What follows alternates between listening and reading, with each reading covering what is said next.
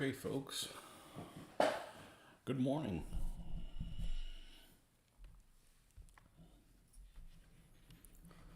So if we can pick up where we left off.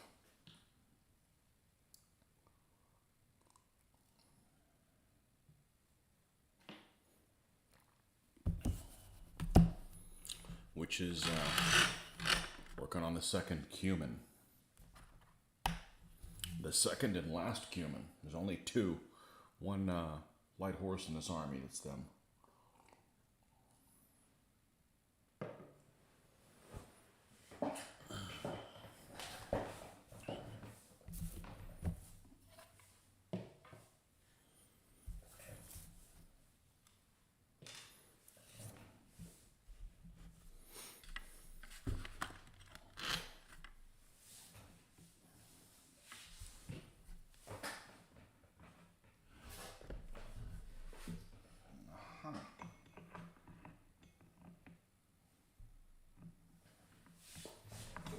Twisting this thing. No, that's not going to work like that. There we go.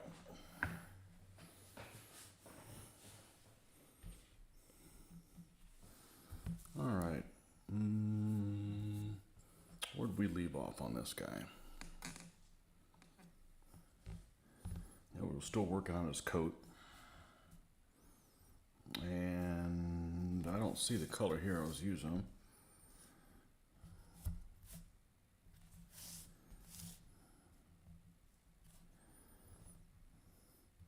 trying to think what it was. It's not really that critical.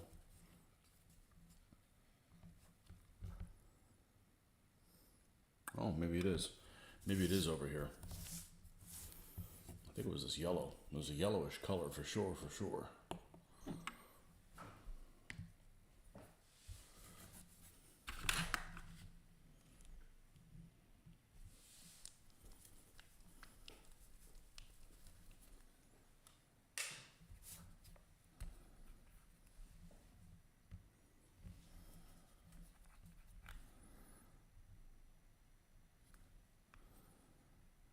Might need a little bit more than that.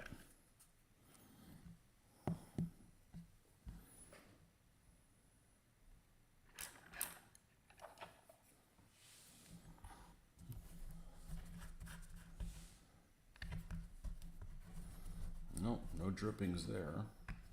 There we go.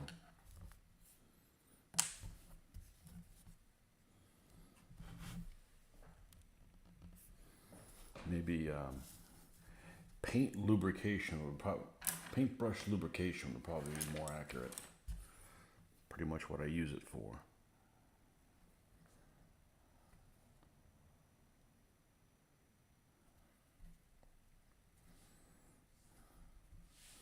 Well, I think it'll be a miracle if I can get this guy done today. But we'll see what we can do. There's just a lot to do on these guys. Like a lot to do.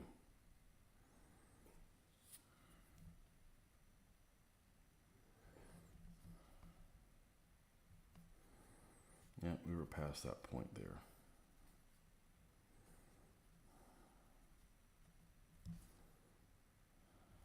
Yep, this is where we were at.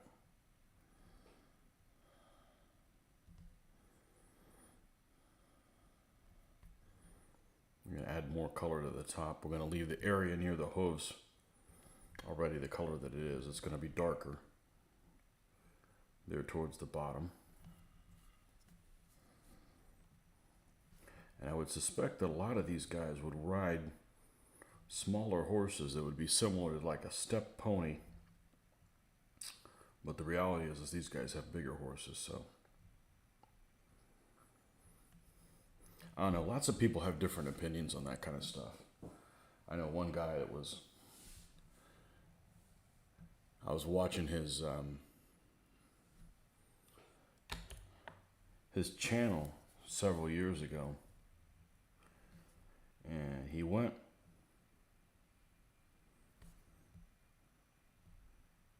off on a tangent and was talking about Normans, and he was absolutely adamant that Normans had small horses.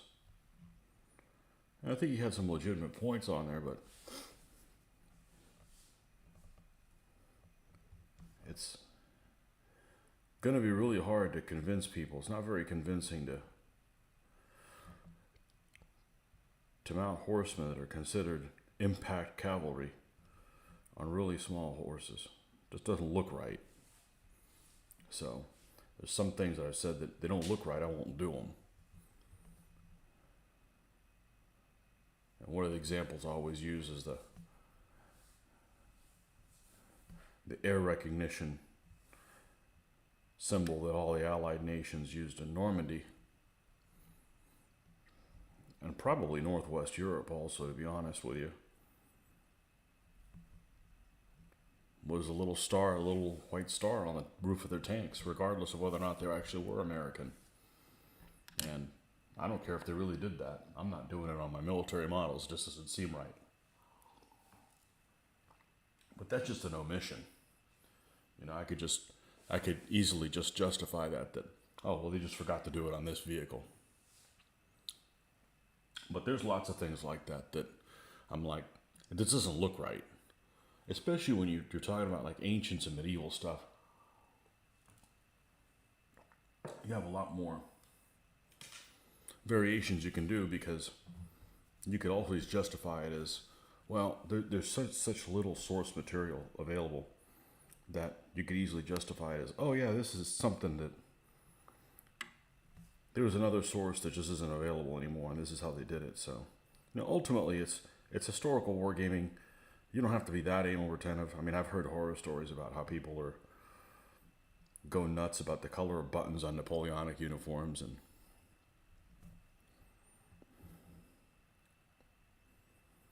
you know, I go crazy on stuff like that if it's like World War II. Like, they wouldn't have that many Tiger I tanks or whatever. Or they didn't have that vehicle on, you know, that kind of stuff. But I guess maybe we all do that to some degree, depending on what our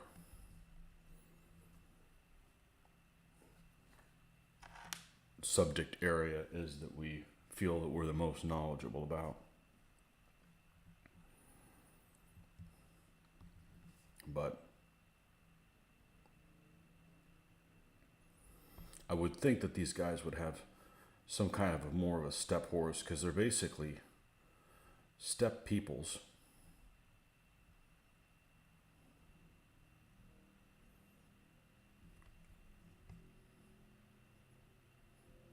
And you see some illustrations of CUMANS, and they look very Hun-like, almost Mongolish.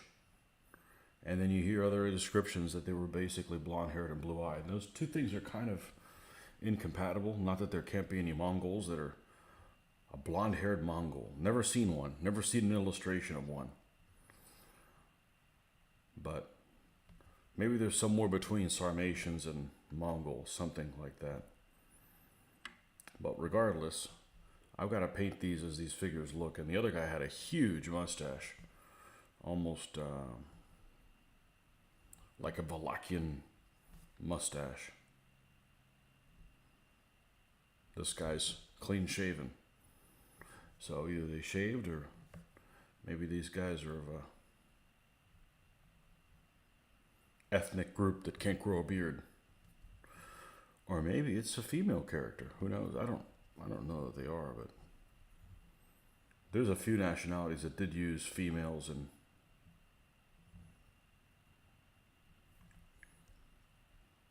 frontline service. Other than the behind the scenes, the Sarmatians were one of them. I'm sorry, the Scythians, which are Sarmatian ancestors. Anyhow, good morning to you, one person. We had a pretty good turnout yesterday morning for a Saturday. Usually we run around 4 or 5, and I think we got up to 9 a couple times, so.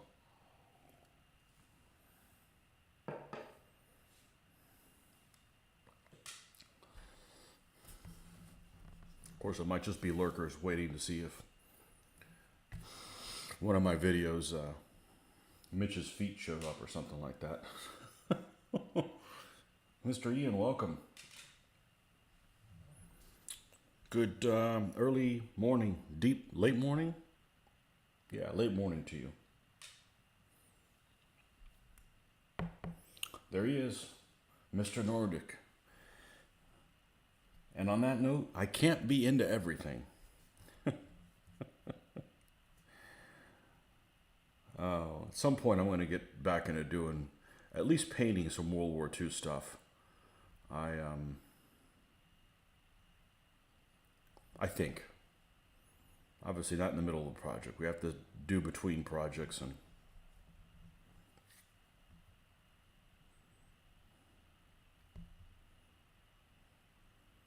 it's just been so long. Well, it hasn't been so long.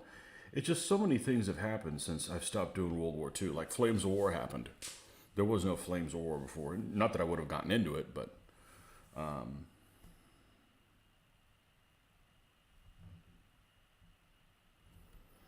but the big difference between World War II and Ancients and Medieval is,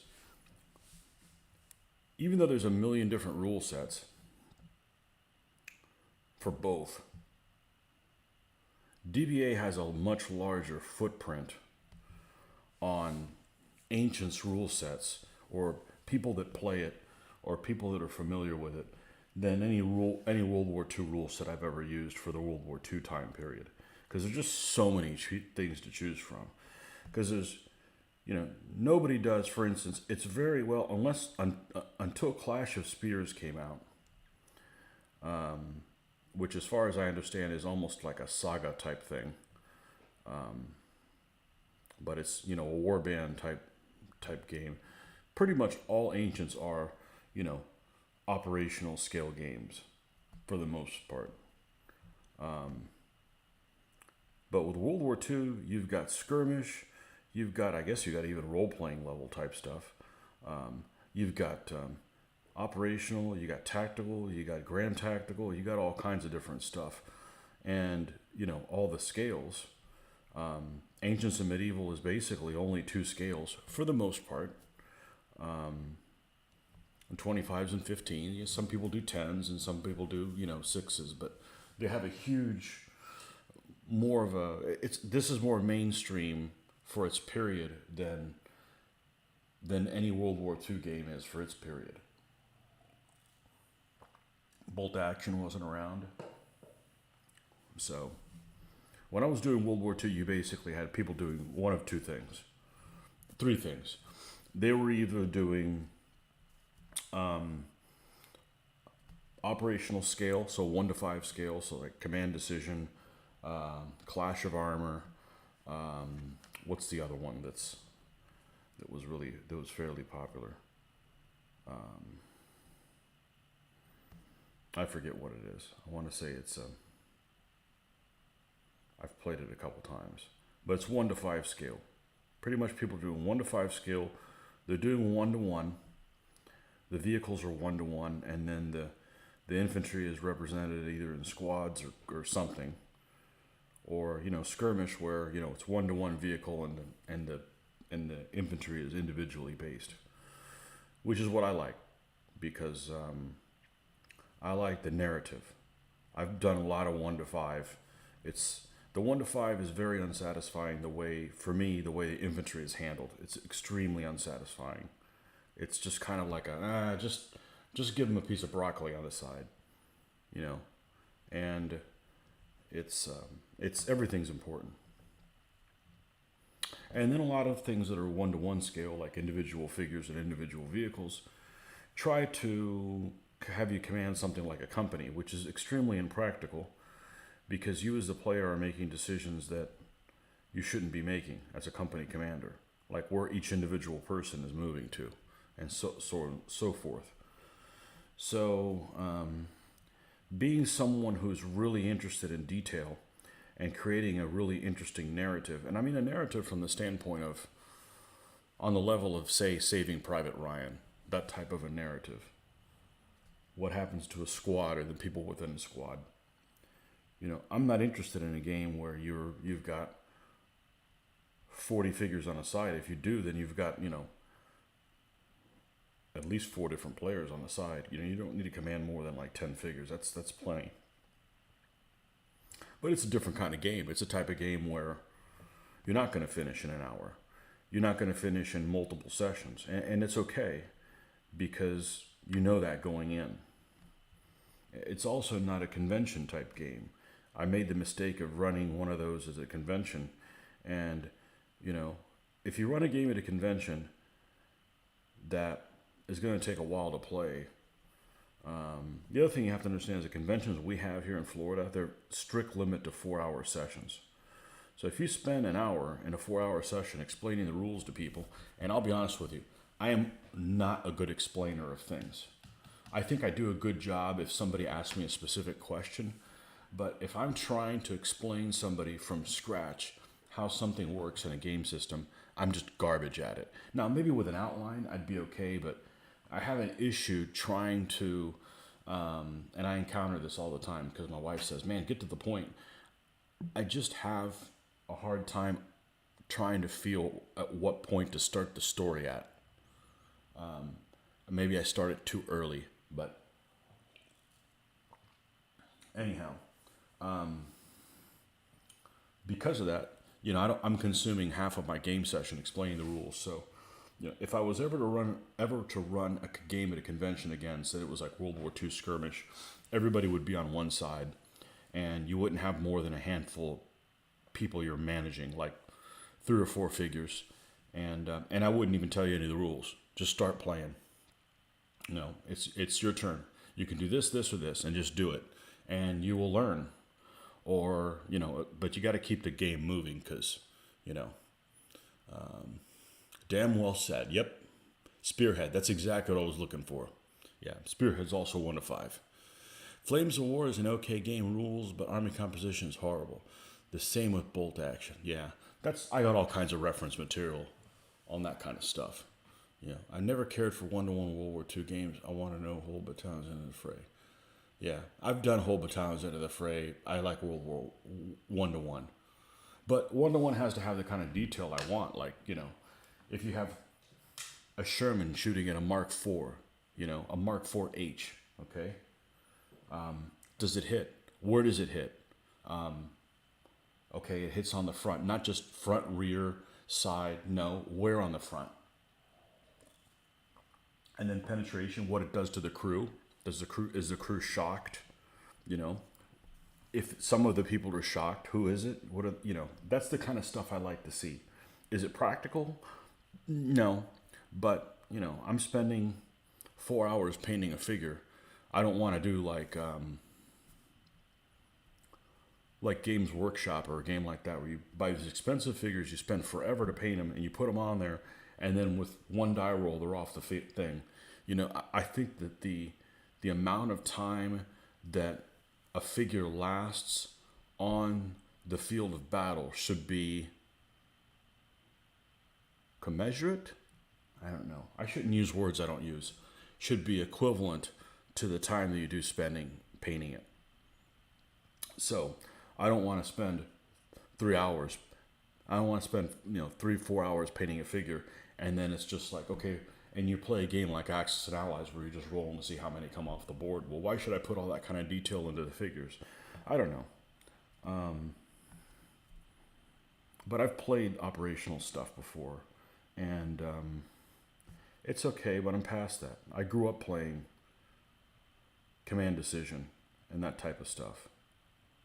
And the operational skill games for World War II is, for me, you don't have meaningful decisions to make every turn. It's pretty obvious what you do. You leapfrog, you soften things up before you go in, and and you do Overwatch, and you kind of do all those things. There's not like, should I move this guy to this tree over there, or should I move him to take cover in the building? And that's why I love DBA so much, because every turn you have meaningful decisions to make.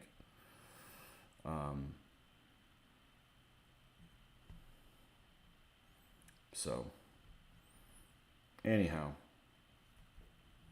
but there is a bigger rift in, say, World War II than there is in Ancients, as far as, even though lots of people don't like DBA, and I get it, it's very abstract.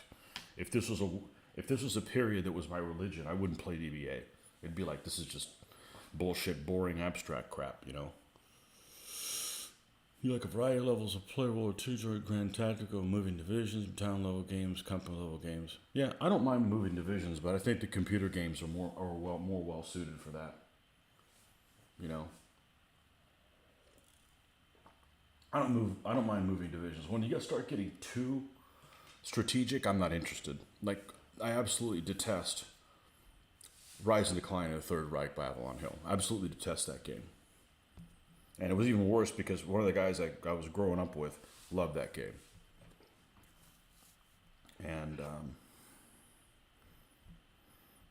I still have nightmares of burps and gurps and lerps and burps.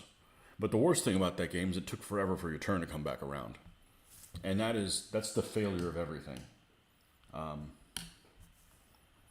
And probably the strongest point of DBA is that both people are very involved all the time.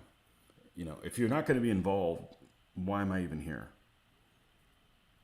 So, if you play a game turn and it's your turn and it's going to be 35 minutes before somebody else's turn is again, I'm just not interested in playing that.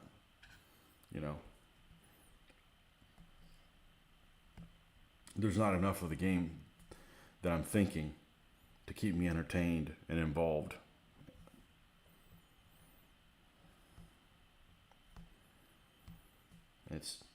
It's not how long the game is, it's how engaged you are. And if you're not engaged at all, why am I even here?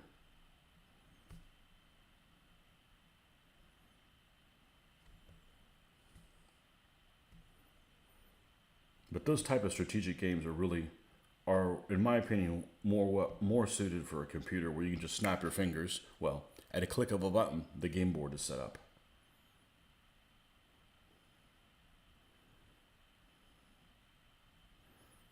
And that doesn't necessarily mean you have to play against a computer. It can be against a human opponent.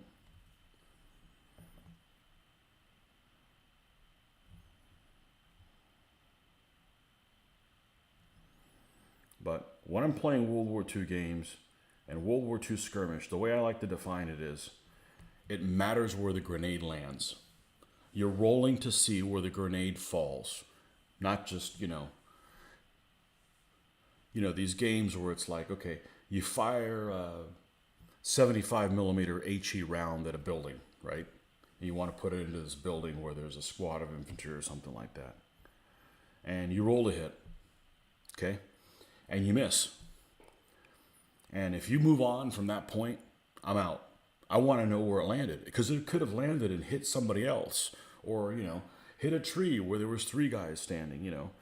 And I understand that's extremely anal retentive. I understand that but that's what I like. I enjoy that kind of stuff when it comes to World War II stuff, you know. That's just me. That's why I don't play World War II. Same thing, you know.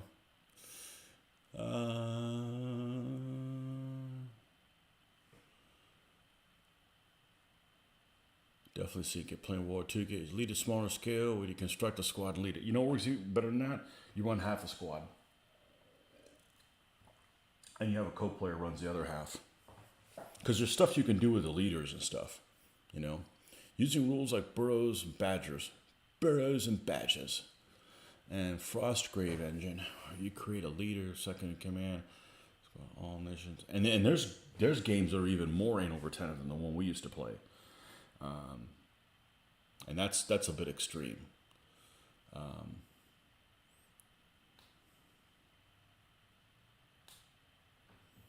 Extensive narrative campaign around a French resistance cell hitting back Germans and occupied France. That would be fun. Yep, that's what I'm going to paint my resistance vibes. I got plenty of Germans. Third Reich is one of my favorite board games. Good for you. You love the potential to fight World War II in a completely different way, invading Spain, for example. That should give me inspiration to make World War II game narrative using either Frostgrave or Burrows and Badgers game. Well, finish what you're working on.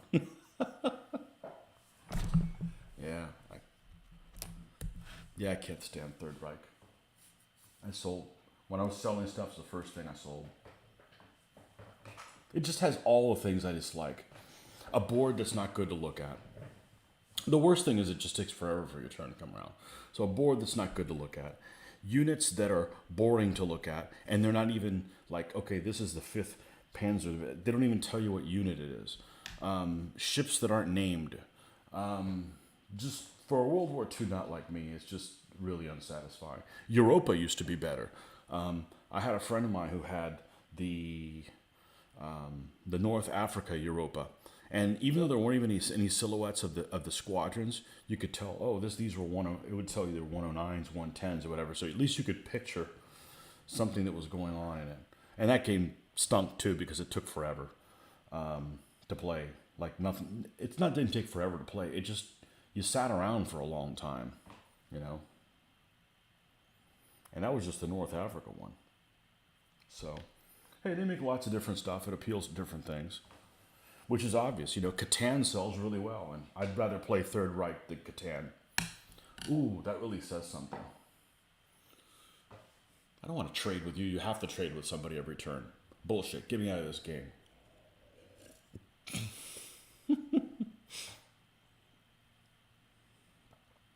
You have 2 copies of Third Reich, 2nd and 3rd edition. I'm not sure which one I had. Probably, I would imagine, 2nd one. Do you all have the same cover? Mine had a cover that was like this, kind of.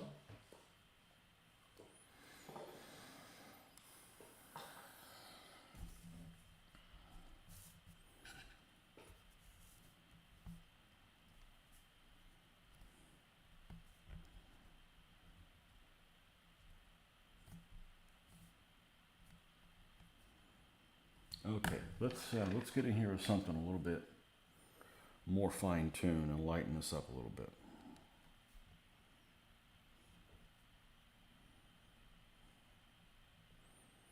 Didn't like it, never got the hang of it. The game that I wanted to like and never got the hang of it, I've only played it maybe 6 times. I never could wrap my head around it. Was Upfront. And I know it's abstract with a range, and I'm okay with that. I actually think that works pretty well. I think I don't like the way that when you receive damage, it works always left or right against your figures, and the guys that are more insulated are towards one side or whatever. And I just think I wish it had been like random when it comes in there. If I remember correctly, that's how it works. You have to align your squad, and you've got your leaders and your guys or whatever, and as you receive fire, you start turning over cards of what happens to them, left to right or right to left, or however it is, and you can insulate people a little bit more. And it was too much. I didn't own the game, so I was completely dependent on somebody else teaching me how to play it, and I just couldn't wrap my head around that part of it. I like the abstract range. One game that I liked a lot that has that abstract range as well is a game also by Avalon Hill called Attack Sub. And I think that was a fun little game. Simple little game that has the same abstract range differentiation. Well, I like that a lot, but I couldn't get into Upfront. And remember that game with the Nazi on the cover?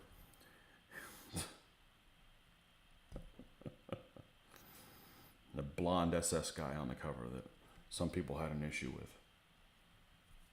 But like I said, I've painted a lot of World War II stuff. I've never painted SS stuff. And it's not because I avoided it. I just never have. It's just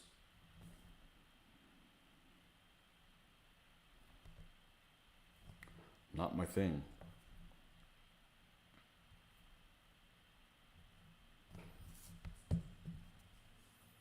And that's a game that just about everybody has something nice to say about.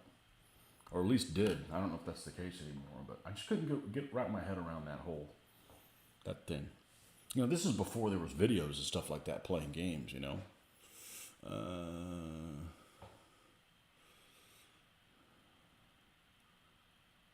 So you don't have wood for my sheep, eh? As strategic board games got Barbarossa, Army Group Center, Brazen Chariots, Red Parachutes. One of my favorite games, and I played it a lot, is a strategic board game, but it's on computer. And it's a game by, I don't remember who made it, but it's called Second Front. And it was all Barbarossa, basically. And it was all EGA graphics. And I played the living hell out of it and liked it. And you could tinker with the units. You could, like, change what tanks were in there, you know, and things like that. So I'm not opposed to playing all of Barbarossa. I just don't want to set it all up. I didn't have somewhere to store it. You have The Hunted, Twilight of the U-Boat, which is a fun game. That one of those solo games? Solo games are cool, but they're cool to play with a partner, and then you take turns. And we did that with Patton's Best. And we had a hell of a time. And then, you know, when it's not your turn, you're controlling the bad guys, the enemy, and rolling for them and stuff like that. So then you're playing a solo game, but someone's there to kind of experience the solo experience with you. I think that works. I think if I was going to play a solo game now, it just wouldn't be that interesting. I would rather do something else. I'd rather have some interaction with people.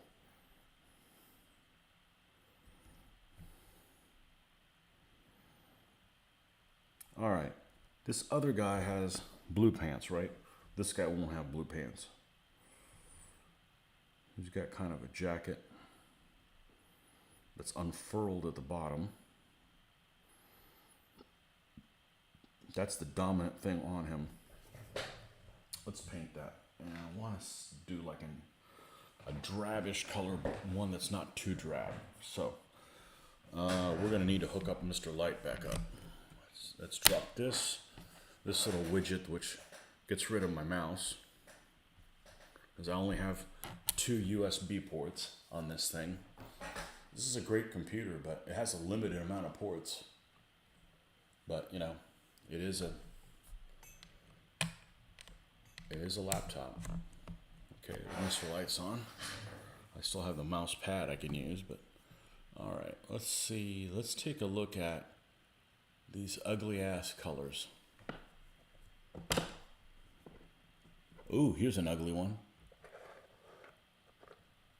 Man, it's all the way on the bottom. Let's not mess with that. I gotta move all those little Greeks out of the way. How about this color? It's English uniform. That's not that ugly. We need something uglier than that.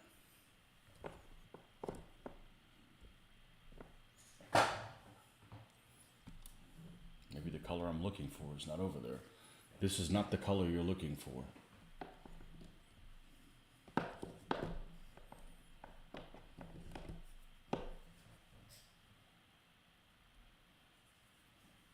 Russian uniform. He's kind of a Russian anyways.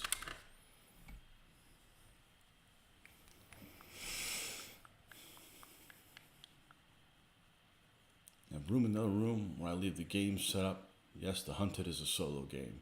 Hunted has rules to run a wolf pack operation tournament with several players. I think that would be fun. That's cool. You come up with your own logo of your U-boat. I always liked that one that was the little red sawfish. I'm telling you, man, Germans were freaking masters of advertising. They were rat bastards, but they had all their little logos and stuff. And they were top notch. Many of them. Some were lame. Everybody's got lame stuff.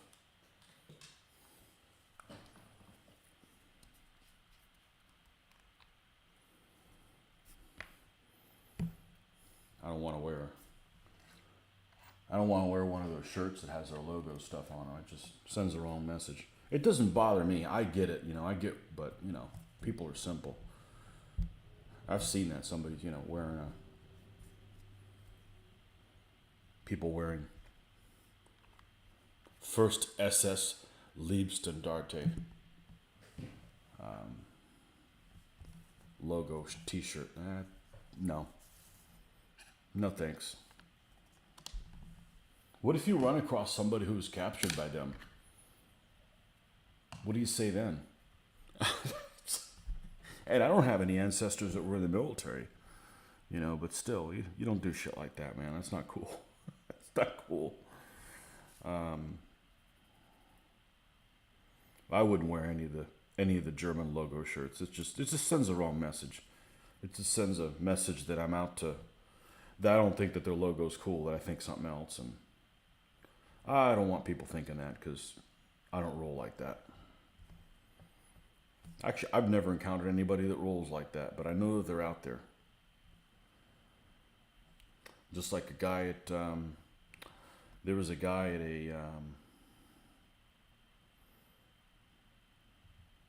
at a game store that Scott went to in Ocala, and he spent all day wearing a hammer and sickle shirt, and he wasn't even playing World War II Russians. I'm like, that sent me the wrong message. So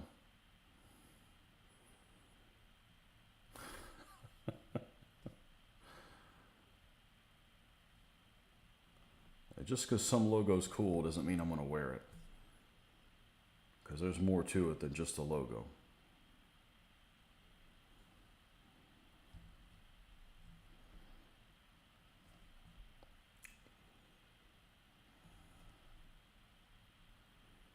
But at the same time, it doesn't offend me. It just, you know, I got pretty thick skin.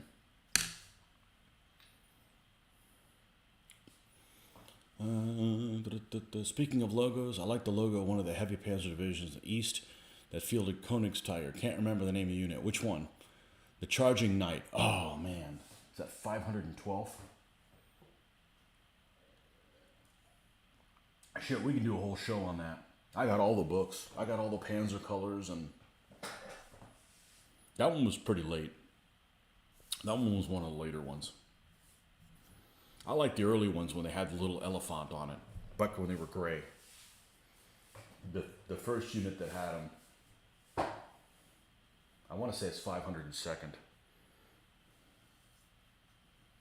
I never cared for the Panzer battalions, the independent heavy Panzer battalions. I liked them when they were part of the divisions. I like the divisional stuff. Because the Panzer battalions are kind of like free agents. Oh, you get them for a while, and then they freaking leave you and go somewhere else, so. Yeah. They used a little elephant logo on the gray ones that were, I think, were the 502nd or 503rd that were around Leningrad. There was only a handful of them, and they didn't have the Feifel air filters. All right, you're going to make me look. All right.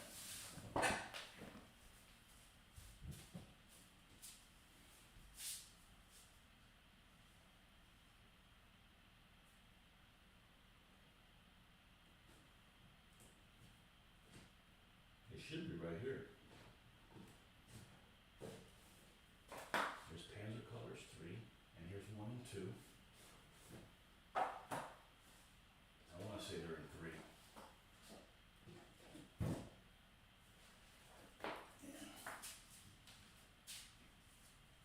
Could just look it up on the internet, right? But we didn't have that. These things. I'm going to go to 3. I think it's in 3. Yep, here they are. Here's the Charging Knight.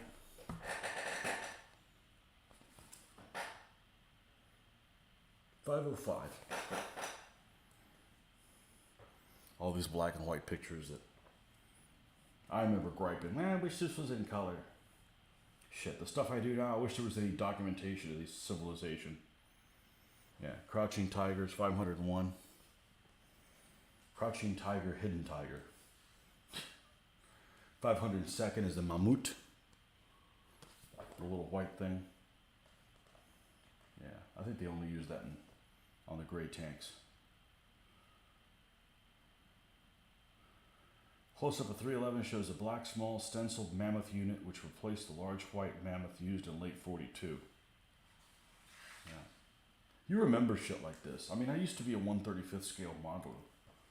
So I'd look at a picture and like, ooh, I want to model that thing. That looks pretty cool. You know? I remember when I was doing models, I never liked the Porsche turrets on the King Tigers. And now I think they look actually cool. Yeah, 505th. Let's see, they're pretty late. 505th was formed in January 43. It was equipped with Tiger 1s painted in overall dark yellow. The numbering system used was standard 3-digit designation, painted with red with white borders. The battalion staff tanks were Roman numeral 1, Roman numeral 2, and Roman numeral 3. With these markings, Heavy Panzer Battalion 505th Tiger took part in Operation Citadel as part of Field Marshal Model's 9th Armée, so they're part of the North. Interesting. I didn't know that there was any Tigers in the North. Uh-huh. After the Kursk offensive, 505 was moved into the Smolensk area. During the fall of 43, 505 retained the 3-digit number system, but the tanks had a red-brown pattern. In 44, the same scheme prevailed, although newer Tigers had cast cupolas, zimmerit, and in some cases, the new steel-rimmed wheels developed for the King Tiger. Some Tigers of the unit carried a stenciled charging bull emblem in white next to the driver's visor. In mid-44, the battalion began applying its emblem to the turrets of the Tiger 1s. This symbol was a charging mounted knight with a lance. So there you go, from 1944, mid-44 on, you can do that. It was stenciled onto the turrets in red-brown, the second camouflage color, and black.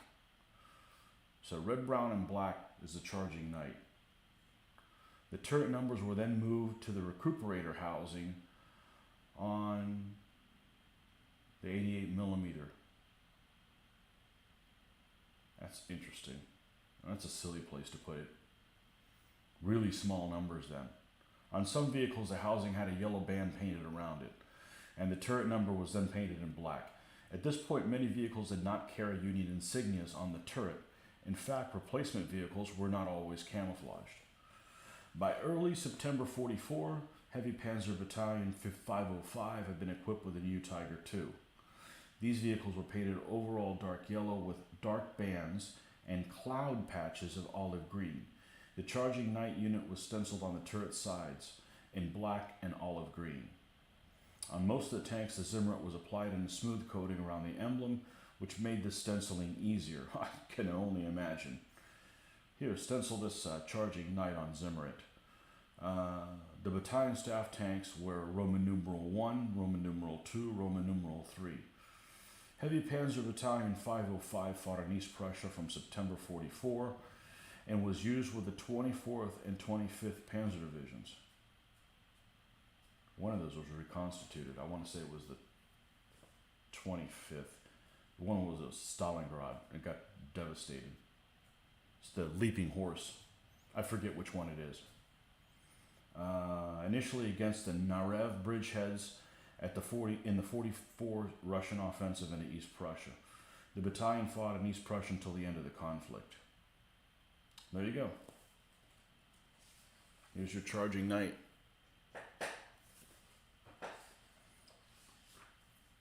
Got to be a color picture. Here you go. Here's all the little logos.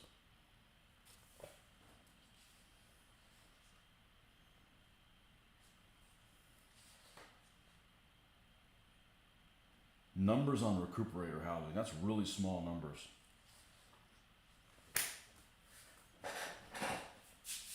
Panzer colors. Probably still in publication. It's like from the mid-70s.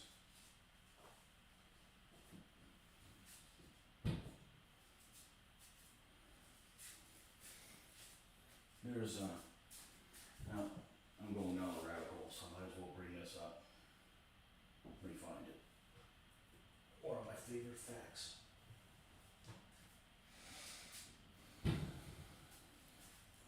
I like games that incorporate individual differences between vehicles like that. That's why I like the skirmish scale stuff.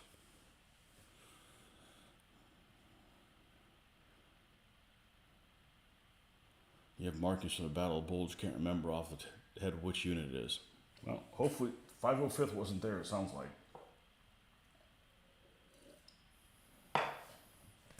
Let me see if I can find this. I really should bookmark this because this is crazy. This is from the T-34 76 medium tank. And this is the kind of stuff that I like to incorporate in games. And it's not, if I remember correctly, the last time I looked this up, it was not where it should have been in the book.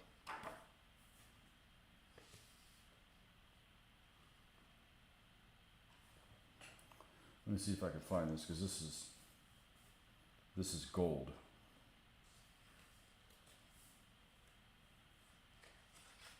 Because if you play a game that's like Micro Armor or something like that, you're not going to encounter the real differences between the German and Russian tanks in 41 and 42. The difference of them is that the German tanks were, armor-wise and stats-wise, were not very impressive by any stretch of the imagination. But it's the crew quality and the fighting conditions that were really, I mean, other than the Panzer II, the Panzer IIIs and IVs had, until the American tanks showed up, had pretty much the you got exceptions like the KVs or whatever, okay, but you've got 3-man turrets. So you got a commander that's got nothing to do other than help everybody else on the crew and spot targets, and that's their big advantage. It's not their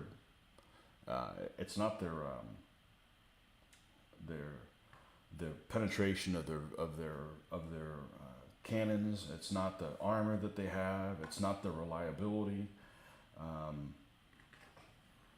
But the T-34 was a freaking awesome vehicle, but it had some crazy.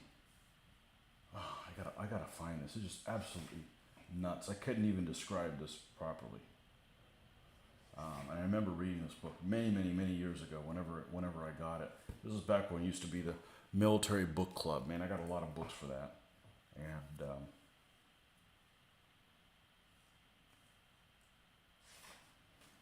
Barbarossa.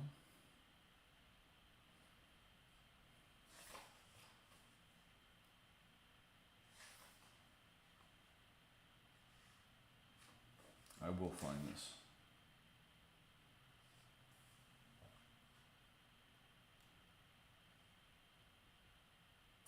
Okay, I think we're close to where it is here.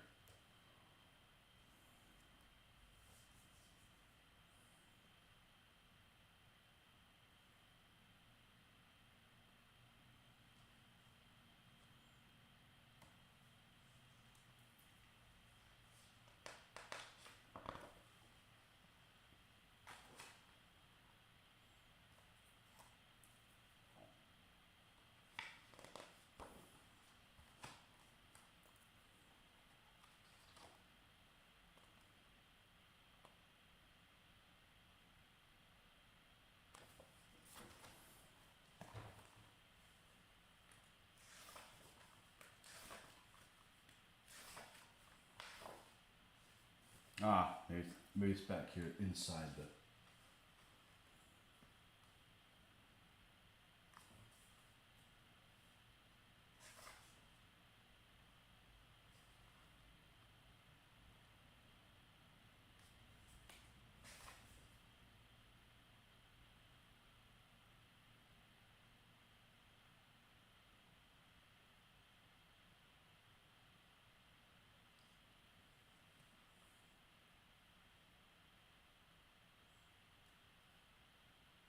Okay, here it is. It was under the firepower section. I gotta remember this. Under the firepower section of the T-34. Now we're not talking about the T-34-85. We're talking about the T-34-76, which is a fine vehicle. And if you play it in war games or something like that, it's got some nice stats, really fast. Well, certainly 8x42. The gun is just fine against Panzer IIIs and IVs. Does it? So under firepower, these are one of these things that games don't incorporate something like this. And this is under firepower. And it talks about the conditions, the fighting conditions that the Russians had inside their vehicles. And this kind of stuff that I'm about to read is not incorporated in games normally. And I think it's critical to kind of understand how it is. So the loader was located on the right side of the main gun. He was responsible for loading the main gun as well as firing the coaxial DTMG. The T-34 Model 42 carried 77 rounds of 76.2 millimeter ammunition. This was raised to 100 rounds in the Model 43. Now here's the important part. There were 3 ready rounds stowed on the hull side near the loader's feet. So now, in a 2-man turret, the commander has to be the commander of the vehicle, and he's the gunner. And the loader is just basically the loader. So you got 2 guys that are doing all this. So you got 2 guys in the turret, and they're responsible for firing the gun. They have 3 ready rounds on the hull side near the loader's feet, and 6 more rounds on the opposite wall near the commander. So you got 9 rounds you have access to, okay? The remaining 68 rounds were stowed, try to picture this. The remaining 68 rounds were stowed in 8 metal bins on the floor of the fighting compartment. I'm going to skip the next part. It says, the standard combat load was 19 rounds of armor piercing, 53 rounds of high explosive, and 5 rounds of shrapnel. I skipped it, but I told you what it was anyways. So you got 68 rounds in these bins, in metal bins in the floor. The ammunition bins were covered with a piece of matting to prevent them accidentally kicked open or damaged, and the loader would have to pull the cover back to gain access to the ammunition. This was not particularly convenient. No shit, Sherlock. And some crews developed a routine that the front machine gunner helping the loader gain access to the forward bins. So can you imagine, after an engagement, what the bottom of this freaking tank looked like? You got like this matting. You can imagine like the mat that you would put on like an exercise bike that you have in your room, right? Rubber mat. You got to pull that off to the side. And there's all these bins, and what do you do with the freaking extra shell case? Just a freaking disaster. And 2 guys, one guy is doing this because the commander is trying to command the vehicle and fire the gun. I remember that this is, when I read that, I was like, this is crazy. This is absolutely crazy. But, one of the advantages, another thing that people forget is, you've got this tank, you get this T-34, and one of the things that's unique about it, there's a lot of things that are unique about it, but one of the things that's the most unique about it, that is its strong point, is the sloped armor.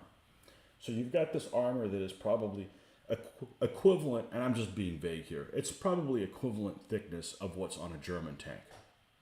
But because it's sitting at an angle, when the round impacts it, it is a lot thicker to go through. So it has more oomph to it than, say, the straight side armor that the Germans have. But because of that, and here's the part that's not really implemented in a lot of, or really not even taken into consideration, because it's angled, it makes your fighting compartment that much smaller to operate in. So you're a hell of a lot more cramped. That's harder to put ammo in, harder to maneuver, less crew members, all those things. That's something that really isn't taken into effect in a lot of game systems. So anyhow, food for thought. Anyways, I can just imagine what that floor mat looks like.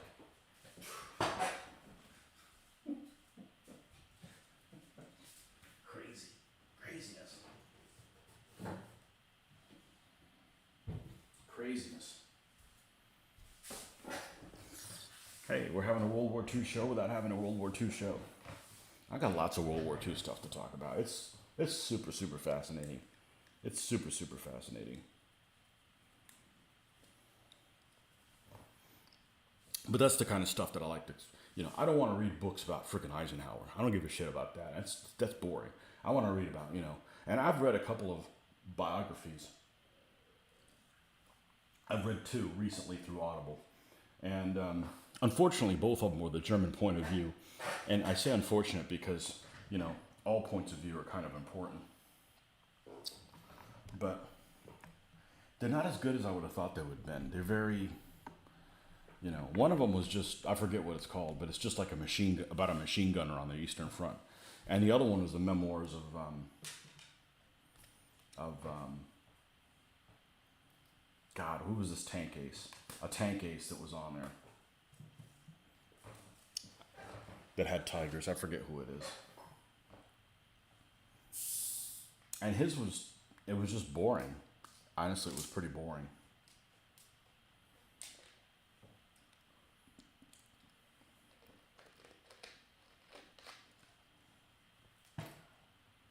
So, anywho. Yeah. Yeah, I got lots of World War II content to share with you guys, whoever get that. Detailed scale model builders going in is absurd sometimes. Yeah, we're crazy. No, not Wittmann. Is it Mobius? What's the guy's name? I can't think of what the guy's name is. He was over there in Leningrad in 42. I got him on my Audible thing. I can't remember what his name is. It was okay. I don't recommend it.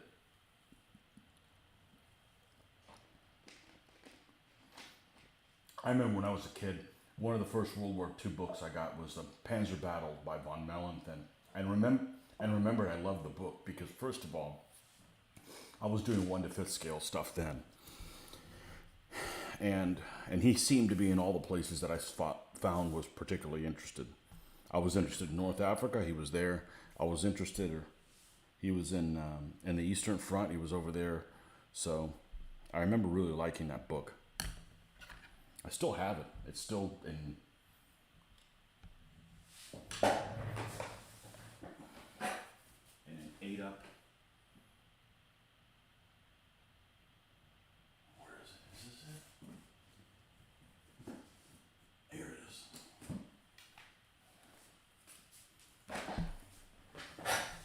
Everybody's read this, I think. Yeah. Oh my God, look what... This thing hasn't been read since 1987, probably. You know, he's got drawings and stuff on there. So yeah. So the two things I was the most interested in, and probably still are is, you know, the desert, early to mid Barbarossa, especially Wintergewitter. I always thought Wintergewitter was really interesting, and that's the relief effort, the failed relief effort into Stalingrad. And I think the stuff in that time period is really well balanced. You know, you got some German tanks that have the longer 75 millimeter gun, and they match up well against a T-34. And the Germans can do some fighting in the snow, unlike 41, where they're just completely overwhelmed by it. And the curse stuff as well. Until you start looking more into the curse, I'm like, why do you want to do this? It's like you're basically charging into a place they knew you were coming and it's defended well, you know. But the thing about Kursk is you've got all the new cool weapons are being used there. You got the Panthers that like to catch fire on their own or stumble into a minefield, and you know, you got the debut of the Tiger tanks en masse. So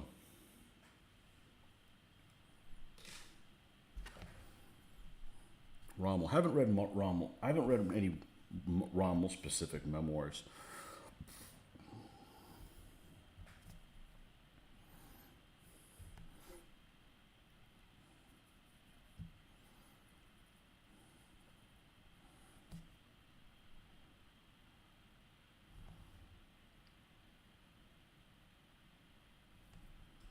Anywho, yeah, that was a nice tangent.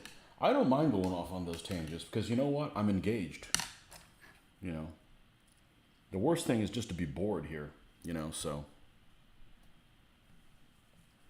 But speaking of what you were talking about, the French resistance fighters, that's what I would do. If I start doing World War II skirmish again, I'm painting up some resistance fighters. I got about 20 of them, and that's what people run, and they got to play them against the GM controlled Germans. I wouldn't just move them however the hell I wanted to. I'd make a chart or whatever, and you got to do your mission or whatever. But one of the interesting things in the last World War II book I've been reading, and it's called something Normandy. Again, I guess I ought to have my. Do I have access to my Audible stuff here? I never finished. Oh, I don't have that mouse anymore because of the light. Damn it, man. All right, let's lose the light. Let's put the control chip back up. Because the mouse pad works great, but sometimes it likes to click on things that I didn't click on. It's sensitive at the wrong times. And it makes you make fumbling mistakes. Let's minimize this. And I'll tell you what both of those books are right now. If I have access to my Audible stuff here, because I am the world's worst person about remembering passwords. So on this laptop may not be where my passwords are automatically remembered. It doesn't matter. I should be able to find what.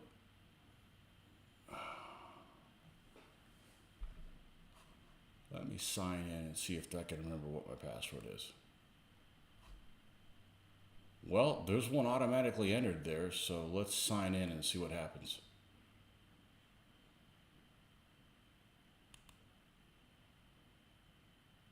Okay, I'm good. I hate remembering passwords. I don't go to sites that are weird and steal my passwords and shit like that. Okay. The memoir book is called...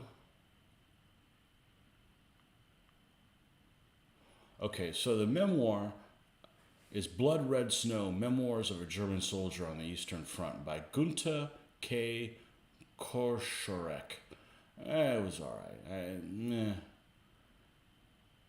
I can't recommend it. When I recommend something, it's awesome. If I can't say, I just don't know if it's worth your time. You know? What is the Tiger Commander's memoir? Tigers in the Mud, Otto Carius, which I think was like the second or third highest scoring tank ace. Maybe he was the highest scoring one. I don't remember. Tigers in the Mud. I gave it 3 stars, so it's 3 out of 5. So do without what you may. The Normandy book is called, which I actually thought was pretty good. Well, I hadn't finished it. I haven't finished it.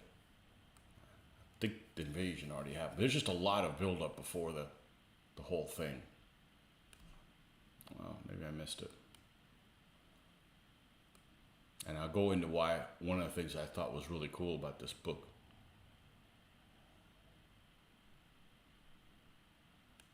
Oh.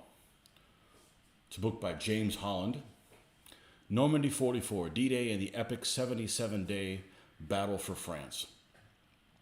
And it's a pretty long one. I still have 13 hours to go, and it looks like I've read about a third of it. Anyways, there's a lot of precursor stuff that happens before the invasion. And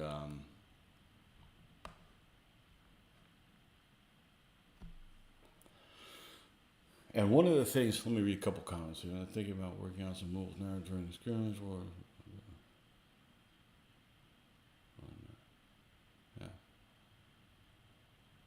Yeah, so what's really interesting about the Normandy book is that when it talks about the French resistance fighters, and it actually talks about it at quite some length, is you know, they've got all kinds of different factions. You know, you've got Free French guys, as I like to consider those guys. That's the good guys as far as the French resistance fighters are. I don't mince words when I talk about ideologies. And you got the commie bastards. There's all kinds of different stuff. So you got communists, you got anarchists, you got the Free French guys, you got all kinds of right-wing ones as well, and then none of them can stand each other. So before the invasion, the Allies were dropping weapons and stuff to the French resistance, right? So they could disrupt things, basically cause all kinds of hell for the Germans when the Allies landed. And, just basically making a nuisance of themselves. And what they were finding out is they were using all these weapons on each other. I mean, yeah, they occasionally did stuff against the Germans, but they're also taking out vendettas against other French resistance fighters. So I thought that was really interesting. They had to curb down some of their deliveries because they were using all these weapons on each other. And it's something I had no idea about, So, yeah, French resistance fighters I think would be ideal for a skirmish game because you could have different people on the same side, but then they could have like alternative missions within the game. Kind of like when we were playing Pig Wars and stuff like that. So I think that is really well suited for that.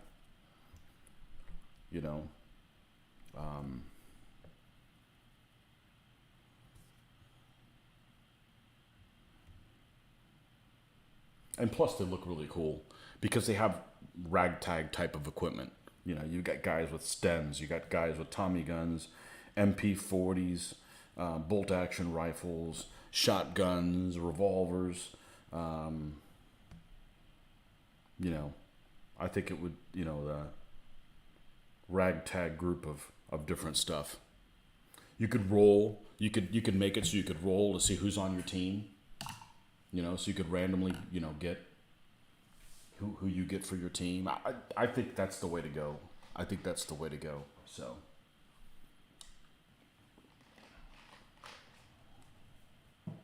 And so maybe later this year, we'll see some of that stuff.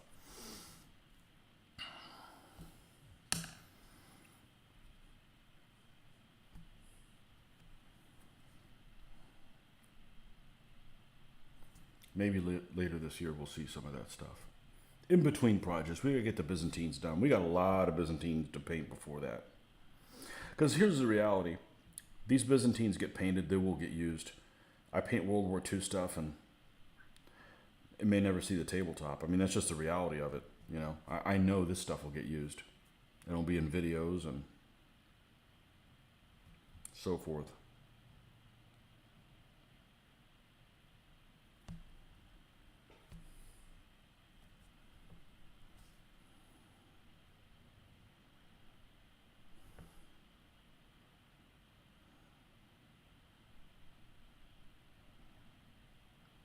Yeah, I like the idea of a World War II game. It's kind of like a role-playing game without being a role-playing game. Like, I don't want to search for traps and shit like that, But I do want something that your characters can develop, and it makes a big deal when one of your guys gets killed, because you don't have like 20 of them, your command, and you only have 3 or 4. So when one of them freaking dies, it's kind of a big deal.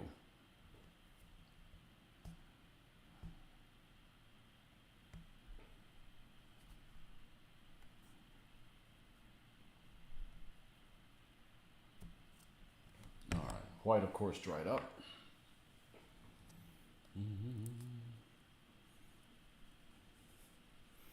Commander raids, secret agent missions. Yeah, I don't really want to paint up a bunch of commandos. But yes, it would be good. I don't know, who makes really cool looking commando figures? And of course it's 20 mil. I mean, wouldn't dare do it in any other scale other than that.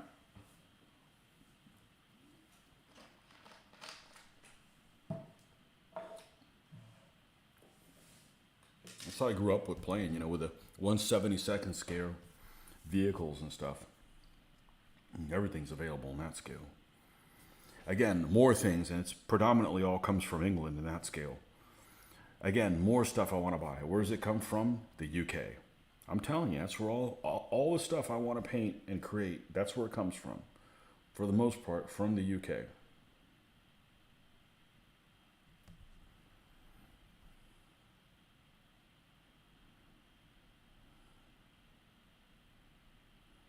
But I do like building models.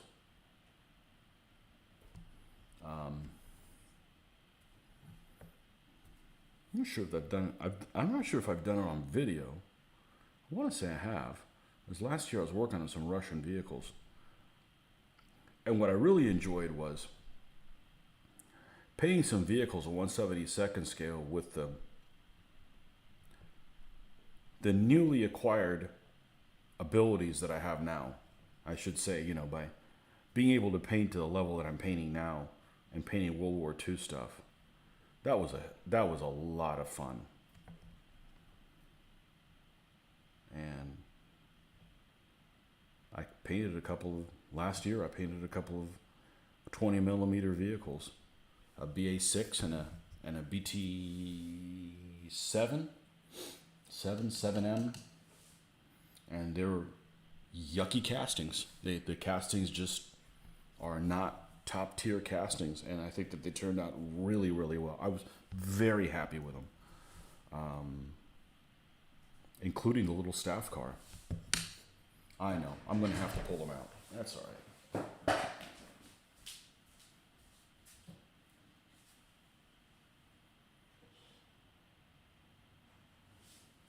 These are all from a company called BP Cast. And these were cast in a yellow resin with lots of bubbles, and the resin smelled of mothballs. And there's pictures of them on my Facebook page. I put pictures of them on the community thing of this, but it was a while ago. It was about a year ago. So here's a. It looks too dark in here. See if we can lighten this up some.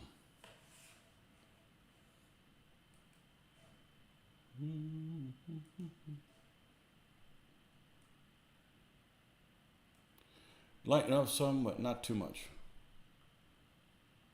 That's too much. Let's go with that. And this is just yellow ass resin with lots of bubbles. You can see some of the bubbles here. I wasn't going to spend a ton of time on it, but didn't have a little machine gun. We put that in.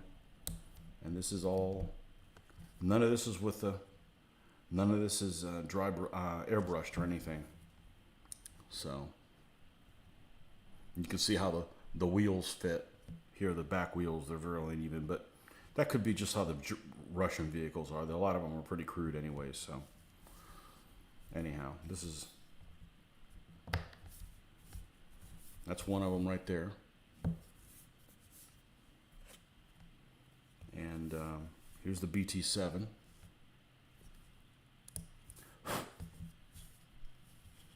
You know, even got some tufts on her. So even if I don't do anything with these guys, they were fun to paint up. And then this one was really crude. This is a GAZ or GAZ 67 Jeep. Really crude. They painted up great. BP Cash was one of the vendors that was always at one of our shows. 72nd scale, exactly. What company makes French resistant miniatures? And I don't know who makes them anymore. Mine are from a company called. It's not around anymore. They don't make them anymore. Called Drew's Militia. I have some from Drew's Militia, and they became Battlefield Miniatures. And now they're out of business. They've been, you know, I stepped away from World War II for a couple decades, and all the molds are not available anymore and so forth. So anyhow, good times. So, and they're all magnetized, so we can carry these in somewhere. And is metallic. Well, let's not put it in either computer.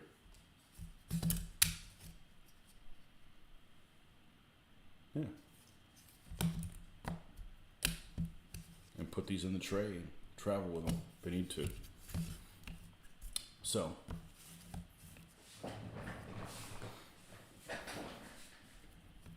anyhow, maybe I'll pick up some new vehicles at a store. Shh, don't tell Mitch that. It could dissuade me from doing it.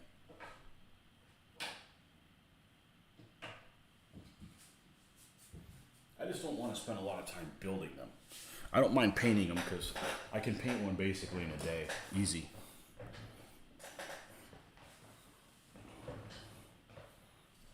Easy. All right. Back to the 11th century.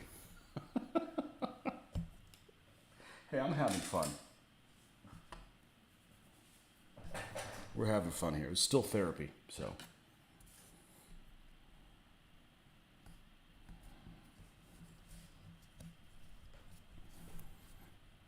So yeah, I got a couple of Opel Blitz trucks, for instance, that are built from the old Airfix ones. And they're falling apart. They were never painted.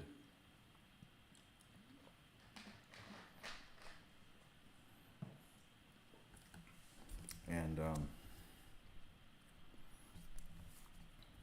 they're probably next on a list of things to do when it comes to World War II stuff, but they need to be sabotaged by some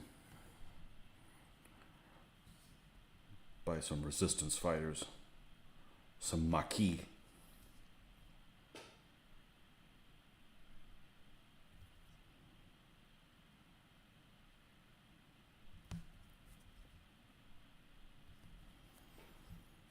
But I got tons of 20 mil figures to paint still.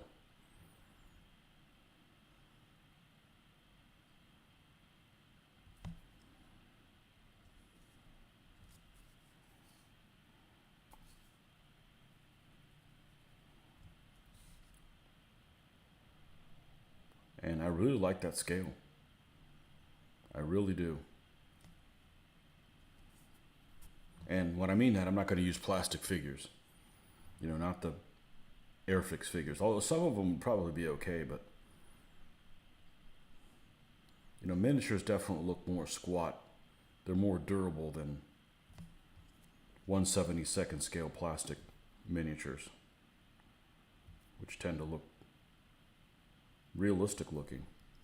And whoever sculpted those, some of those Airfix guys they're like a great sculptor. There's nothing wrong with those figures. Some of them, but some of the figures are just fabulous. The Africa Corps pack, as a matter of fact, that's really well sculpted figures.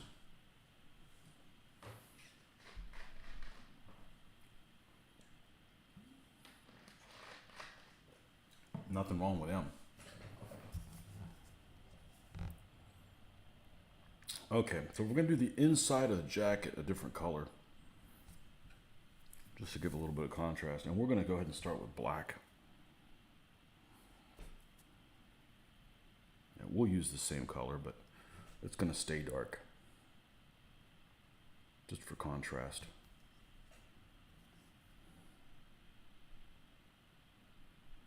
This is kind of furled up in the commotion that he's doing with writing.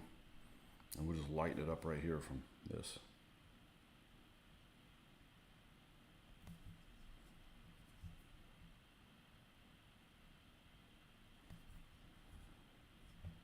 So, you know, when I was doing World War II, I mean, yeah, there was the internet, but it was still in its infancy.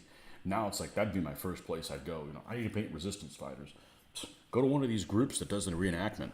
And they'll even say, you want to join our reenactment group? Okay. If you're female, you got to wear this kind of a skirt. You can't wear blouses that have, you know, and they give you all these tips of what the period clothing that some of these people would wear that would be appropriate. And that stuff is like really awesome to, you know, to gobble up, you know.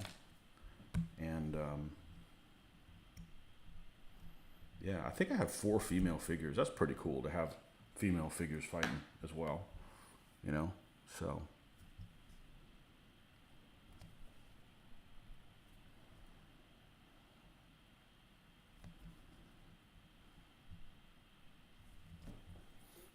pants. The guy's got light blue. Let's do dark red with this one.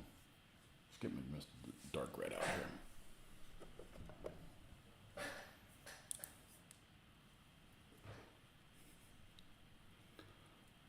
You don't have to apologize for derailing. It keeps me excited. Contemplate using 15 or 10. Yeah, you can use whatever scale you want. I won't ever paint any scale World War II. It's not 20s. I'm just not going to do it.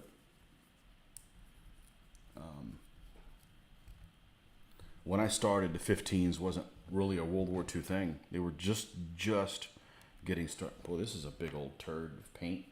Paint turd.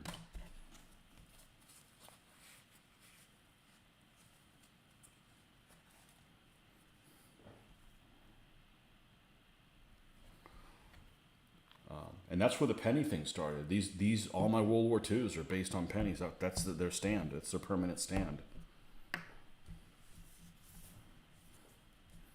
I would probably buy the Litco ones now, because the problem with these is paint doesn't stick really well to the edge of a penny. It sticks better to a wooden stand. So I don't want to constantly be touching things up. Now, I'll be honest with you. One thing that does bother me about doing a World War II game where I have to supply everything is that then I worry about people touching my figures and being ham-fisted with them. I think our group's pretty good, but everybody makes mistakes, and I really don't want to be fixing other people's stuff. So I don't know. Maybe I'll think about that, But the last time I ran a game at a convention in 1996, I supplied all the stuff for a naval game, and the problem with playing at a convention is you never know who's going to play in your game. And I'll be honest with you, I don't like most gamers. Most gamers are weird. Most people are weird. And this particular person was ham-fisted and kind of a dickhead. And I'm like, I'm not going to run games at conventions anymore. And it was probably 5 years before I went to a convention. I don't remember exactly the details, but it didn't leave me wanting more. And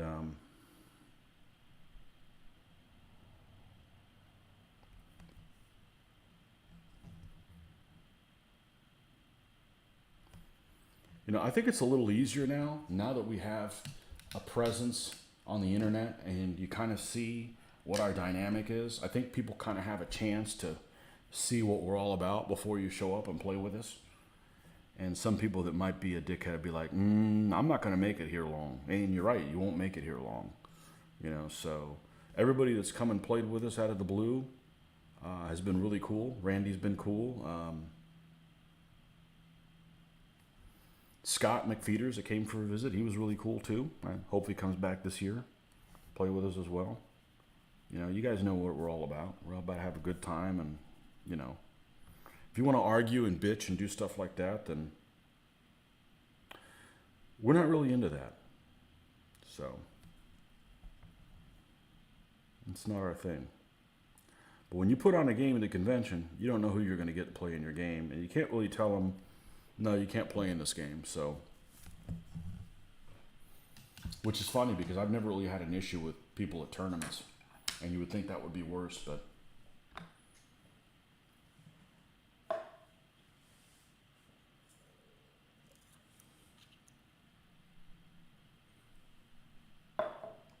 that hasn't been the case. I don't think that the venue of the whether it's a tournament or not matters. It's whether you're playing with win-at-all-cost players. And as long as you're not playing with win-at-all-cost players, you're going to have a good experience, Everybody wants to have fun. Don't damage my troops. Let them come home safely. And let's laugh about stuff and have a good time. The competitive stuff, yeah, that's cool, but it's not all about that. Let's give this guy light-colored boots as well. I don't have to exactly do the same color like boots, but this. Nah, let's use the old guy. Here I am, consumed by my paint colors again. I can see him building up. Most gamers are indeed weird. Yep. Watching your games, I can say sure I would enjoy gaming with you guys. Most of you guys are looking to have a good time. That's all I care about gaming. Yeah.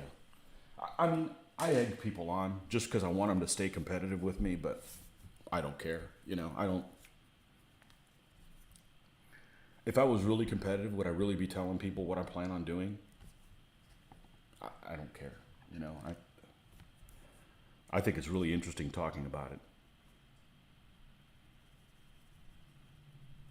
So, I think that I would love to do a World War II skirmish game where we could do the same manner that we did everything else. The problem is that the rule set that I use is no longer in publication. And people are going to be like, we're going to get that, you know. And that's just not available anymore. Actually, the author is a Canadian author, and the name of the rule set is called The Face of Battle. And it was really close to a rule set that I was working on 20 years ago. 20 years ago? 30 years ago? 30, 25 years ago? And because I did not have a reliable partner that could show up as frequently as I gamed with like Mitch and company, it was really hard to move forward with what did I do? I didn't pull enough paint out and I still need it again. Damn it, man.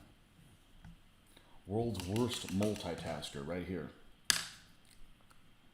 We'll just leave this open. Let's move this over here so it's harder to knock down and put the little guy there. And then I just came across this set of rules around 2001. And I'm like, this is really close. This is really close to what we were doing. The main difference is that we had a to hit number with the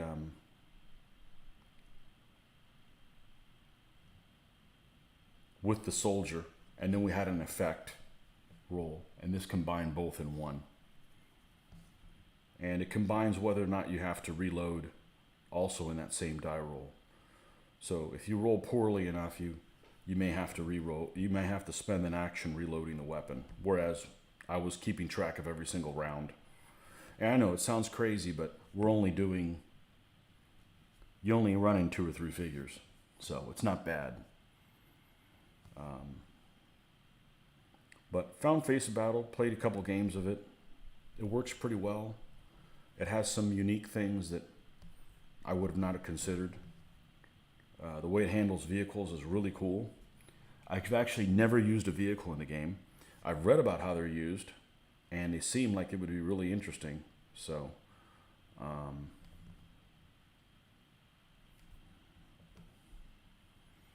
but again, it depends on the vehicle. You can't play a skirmish game when you have squads running around in 1941, and then you have something like a KV-1 you can't deal with, you know. And then there's 4 KV-1s. You just can't have stuff like that. You're just going to have to ignore these vehicles. And at the same time, you know, you're going to be making decisions that the crew doesn't have access to. Like if you're running a KV tank, you're going to be able to see where everything is on the board a lot better than the tank crew is, because they have limited visibility and stuff like that. So you got to put some rules in or dumb things down. But I don't mind starting with the French resistance stuff, because that would allow you to use limited stuff and just scale up from there. So anyhow, to be continued. I still got 20 years of painting in me, I think. So it's not too late. And I got plenty of Germans painted. I'd have to redo their basing, which is, you know, I want their basing to look like the stuff that we're doing now, which is the complete package, not how they used to look before. Because we didn't know any better. Playing DBA is simple. Watch my troops forward, smashing your troops, roll simple die plan. Yeah. Yeah, I remember when I started playing DBA, I'm like, what is this 1d6? What kind of horseshit is this? Because I'm used to percentile. I'm used to everything in percentile. I love percentile because, like, what are the chances of this happening? It's the die roll. It's a 55% chance. Roll under a 55 or under.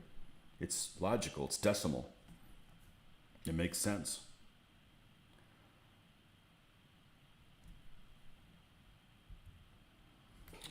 I'm going to have to take a break for a moment. And let's minimize this. And I will be right back.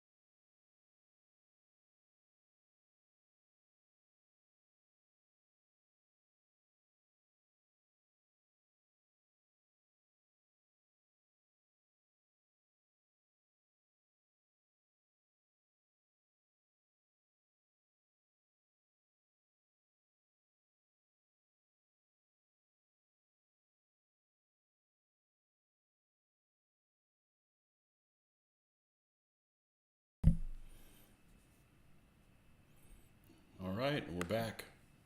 What did I miss? Didn't miss anything. Perfect. Okay.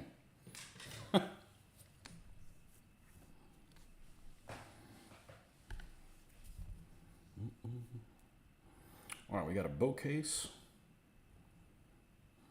Got a face, got a bow. What is this? A little piece of fluff? Or a little piece of something else?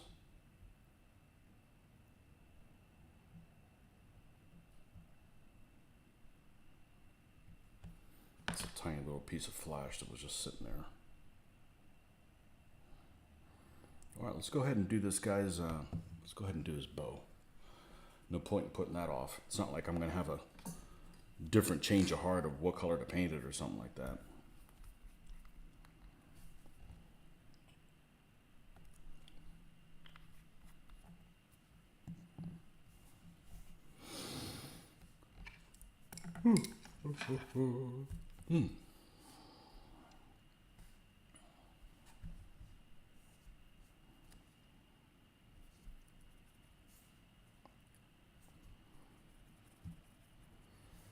Lots of people are really averse to using black to darken their yellow colors, and I don't mind. There's a time to do brown, there's a time to do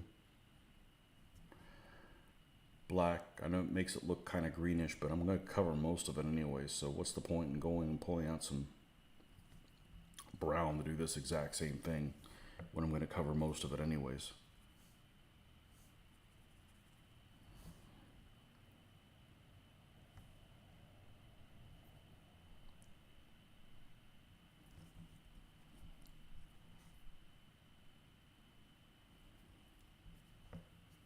I don't see much point in doing that.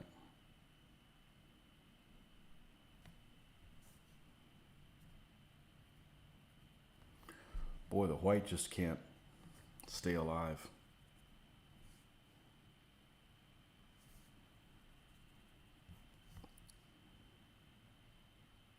They die quickly.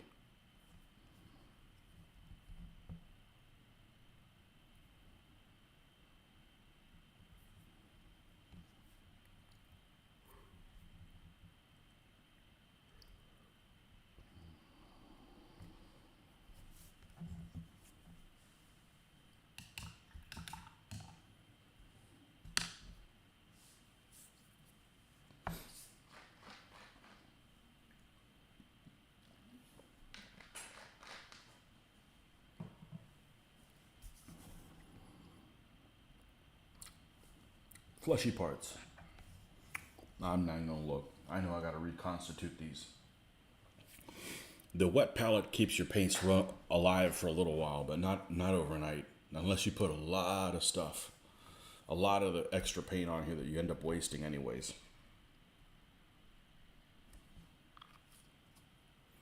You have a hard time painting yellow and white, for that matter, on miniatures. Really, white? Well, I guess if you're painting white over a very large area, it would be a problem. White is just almost paints itself.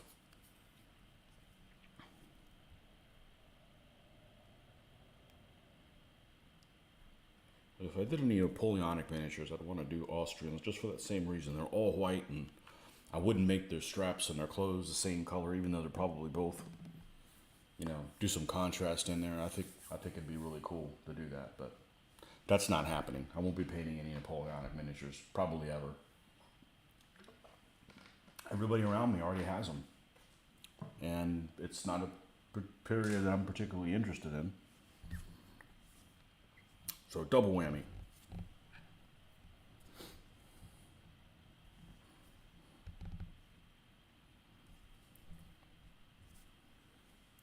Double whammy.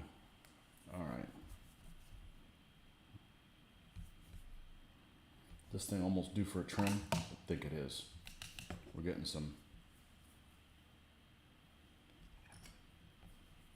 I don't mind abusing these brushes. Hey, they misbehaved first. I'm just trimming them down.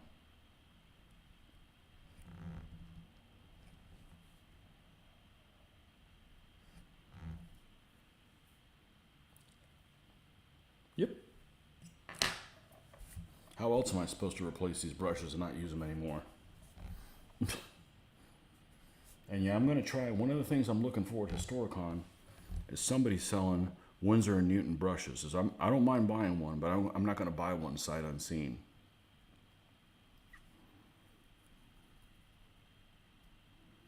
Although I probably should Amazon one, because at least I can return it easily at Amazon.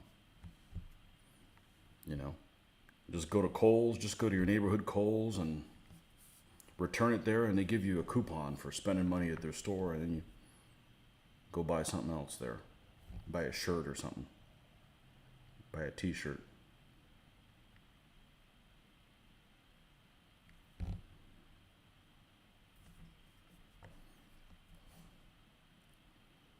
That system works really, really well. Makes it easy to return things and not get stuck with stuff you don't want or got sent to you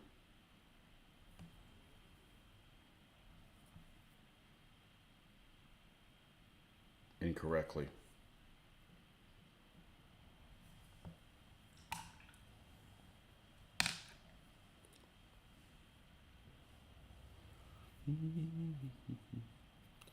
White never seems to look right for me when I paint it on large areas. I don't know that I've painted on large areas. I don't know.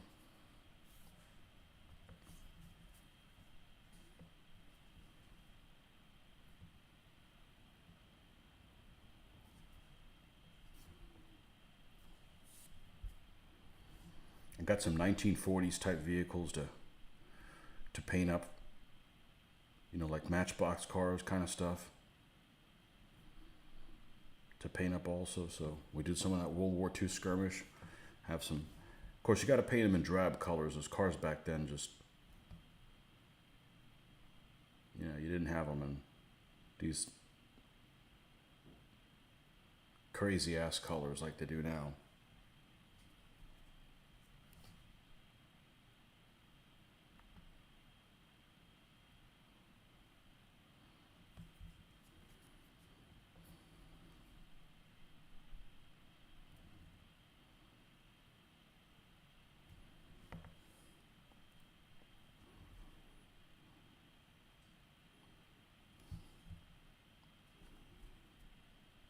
You know, we can do all kinds of stuff. I can't let myself, when I start something, not to finish that project first. So just like I did those little World War II vehicles. Like, I may not do anything with them, but they're finished. They're sitting in a little display case. You know, it doesn't matter if I don't play with them. They're at least done.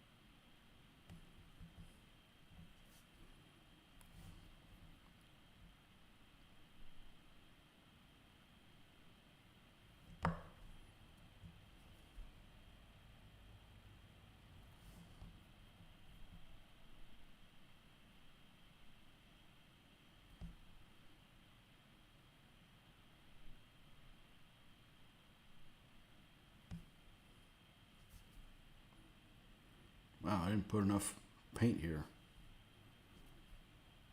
Not enough substance to the paint. And I probably don't need to be using this. I need to use something a little bit more.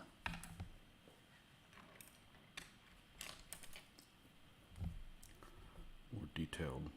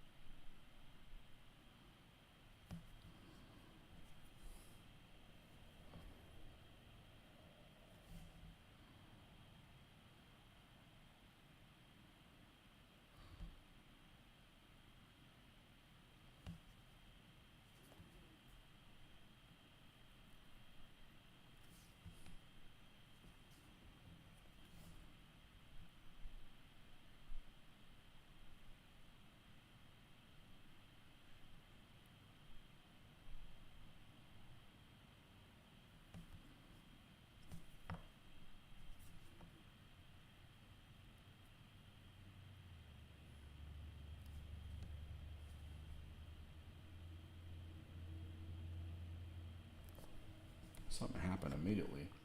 It's gummed up on it. There we go. I bit a little clot of paint. Have I tried painting miniature busts or 90mm figures? I have not.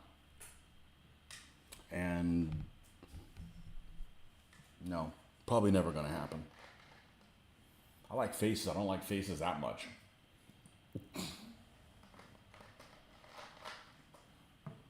I don't want to actively go out and paint things that I know all they're going to do is sit in a shelf and never get used for any wargaming.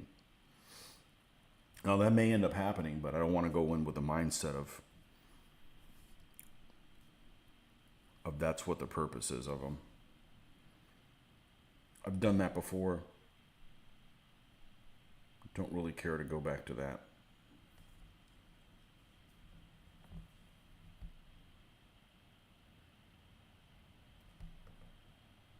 $90mm. That sounds like Verlinden. Used to have those busts of Adolf Galland or, whatever. Knight in shining armor or something like that.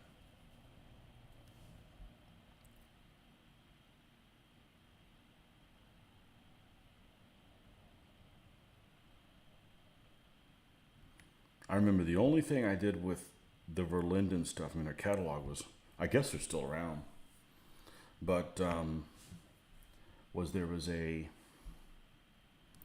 retrofitting kit.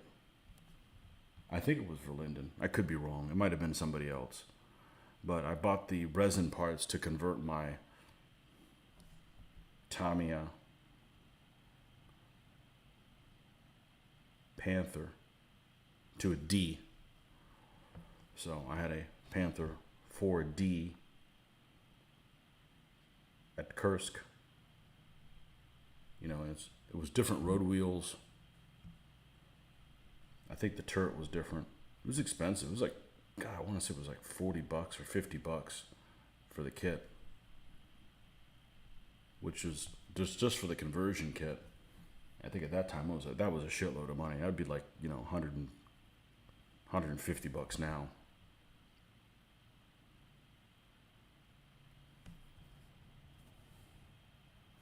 Different road wheels with different amount of bolts on them.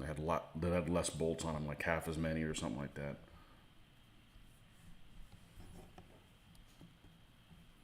And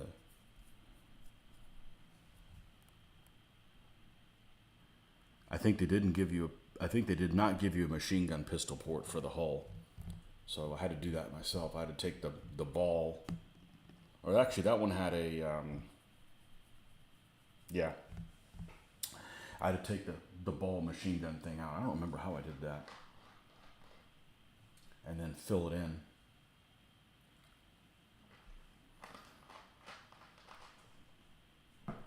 And put the sliding machine gun port in the front of the hole. Which I don't think they even had a machine gun for. I think it was just like an MP40 port. It was a long... So I had to build that from something. But that was before we had, pictures on our phones and stuff. We could just take a picture with your phone. And then you had a turret that was a little bit different in shape. Had a boring cupola.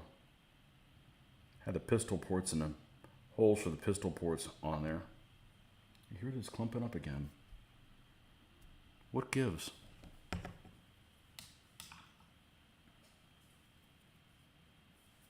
Oh, it's an easy fix. It's just annoying to have to be interrupted in the middle of this.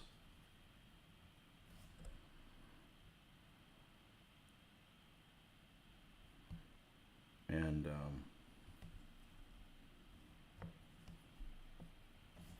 think that was the only differences you had to do. This is a different turret and a machine gun port, the pistol port in the front hole instead of the ball mount.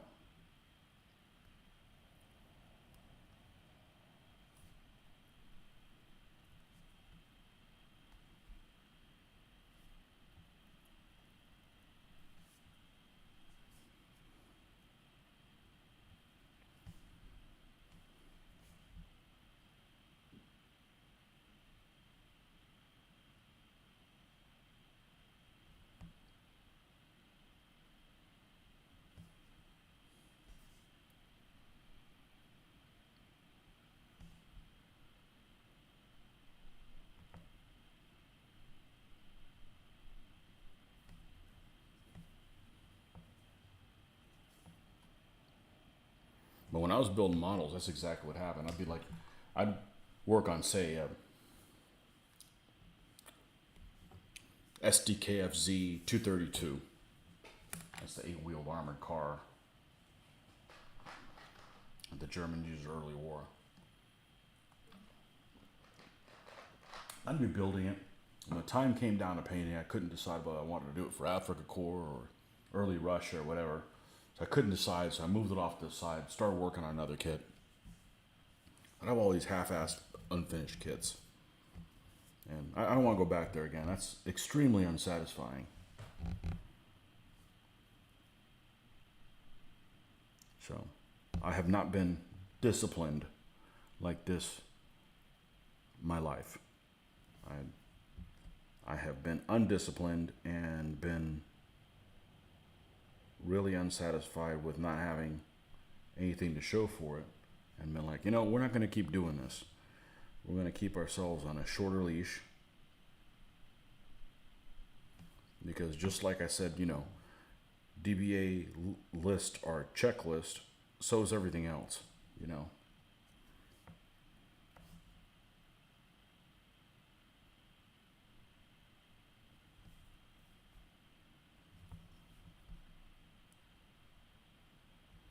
Yeah, I think we need to add a little bit more white to it as the final highlight.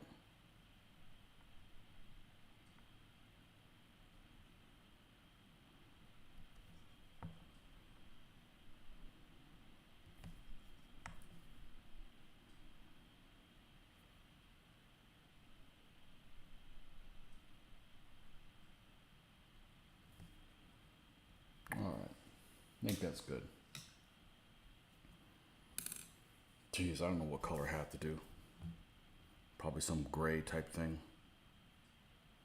Probably a felt hat, no doubt. Let's go ahead and do that. Let's use this one right here. Boom, boom. When in doubt, Africa Corps is a great choice. Yeah, but then you realize, I like the early Africa Corps where they were sprayed on top of the gray vehicles. I don't like the Tunisian color, the late period stuff.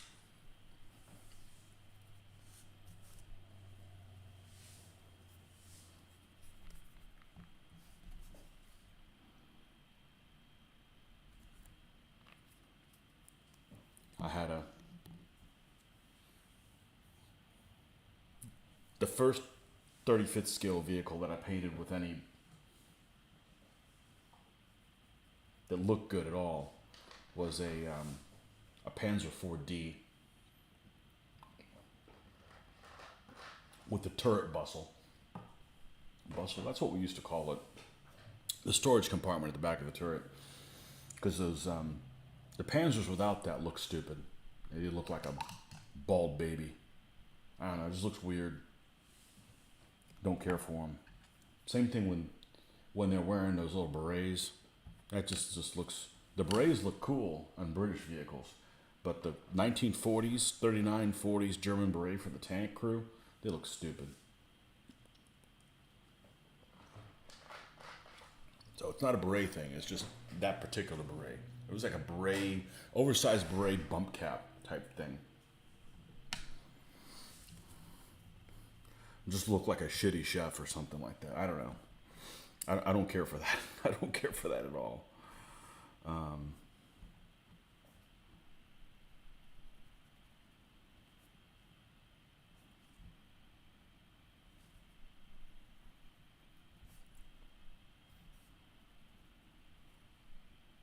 So I had done it up like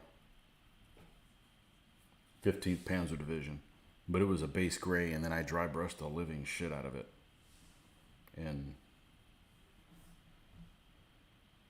sand/colors.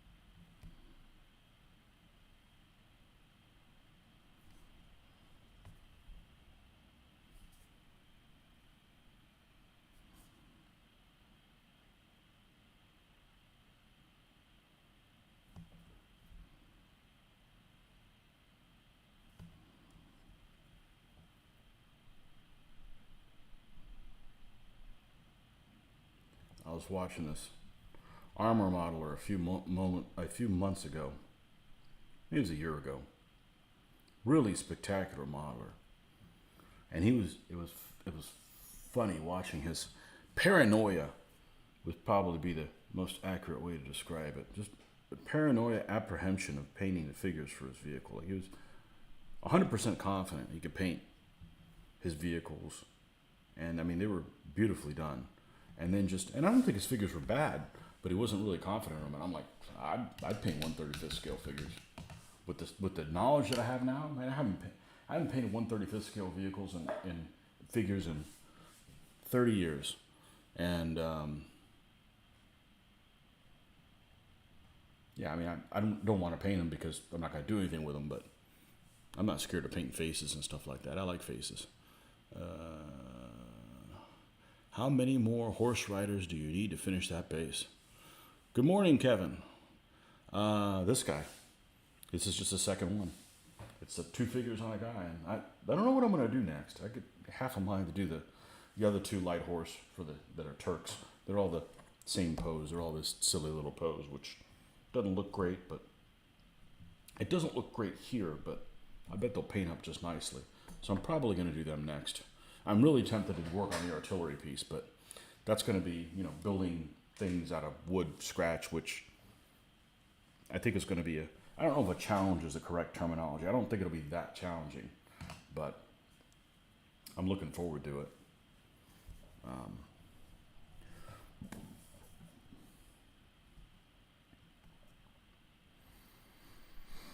think we'll leave that towards the end.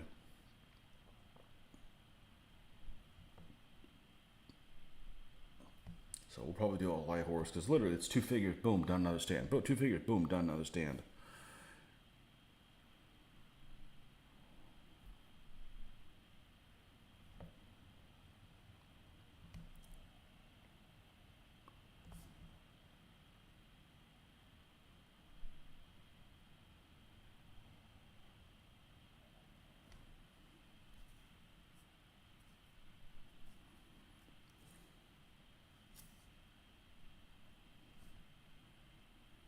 Man, that dries fast. I just don't want to put a big dollop of paint there that may or may not get used. It just seems wasteful.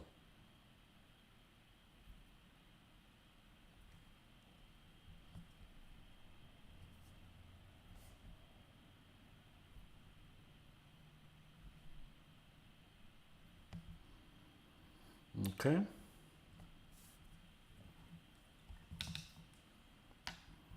I may have to do that. How's the moisture level down here? I guess it could use some more.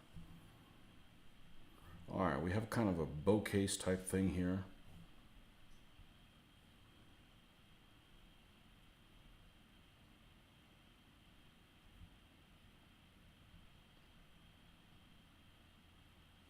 What did we do on that one? The bow case on that one did that red thing. This color here, like the orange color. I'm fine doing that as well. The bow case that we used for this one was red. I don't think we're going to do red for him because he's kind of reddish type pants.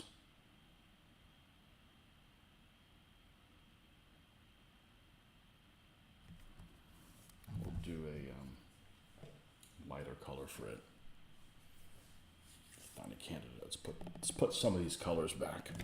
Let's clean this area out a little bit. It's a little too infringing. I think I know what model builder you're talking about, Tony. I can't remember his channel's name off the top of my head.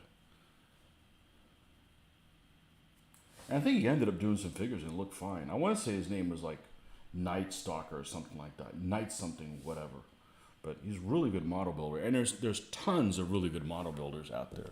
But it was just funny listening to him.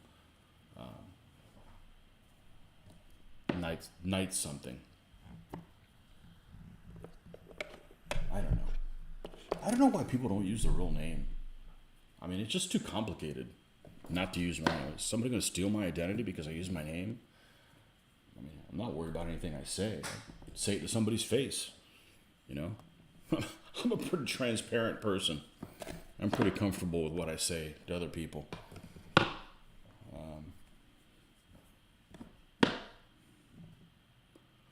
I've just never understood hiding behind a nickname. Besides, then you got to think of a nickname that you want to stick with for the long term. You know? Another thing you got to worry about. Another thing you got to plan.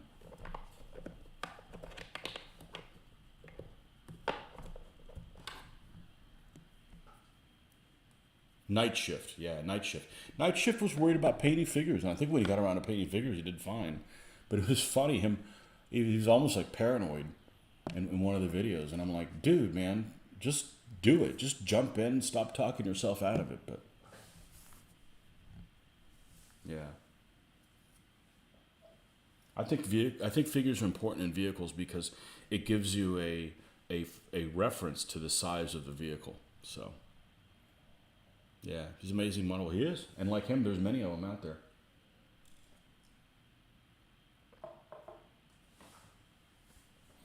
Who's that one guy that does reviews and his name's something like Erpaderp or something like that? And I'm like, why is this guy using a computer animated voice? But I think it's actually the guy's actual voice. Poor guy. I don't, as soon as I see a video and it uses that computer generated voice example, I turn it off. I go to a different direction. You know, some people get turned off by like advertising. I get turned off by the fake computer voice, like, and then you cut the thing and just use your real voice, dude. I mean, how bad is your voice that you can't do that? You know, it doesn't matter that people have accents. You know, you might sound funny in one language, but you don't in another one. Night Shift, yeah. Yeah, Night Shift is pretty good. He's the one I can think of, you know, right off the bat. What are you, another soda? Yeah, I'll be right back. We're not even gonna put, I'll be right back. I will be right back.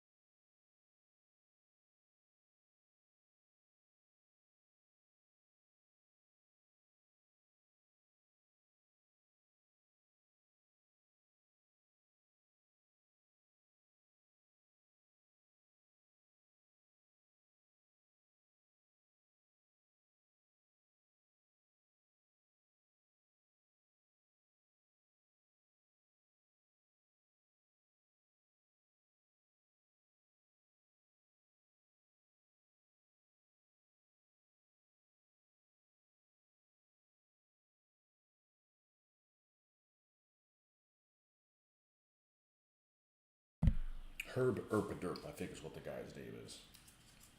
I just figured it was a computer animated thing, but come to find out, it's just kind of a monotone type guy.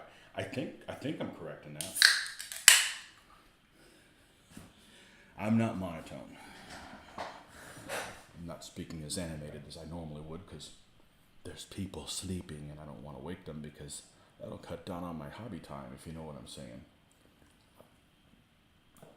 I am animated and I like to talk with my hands.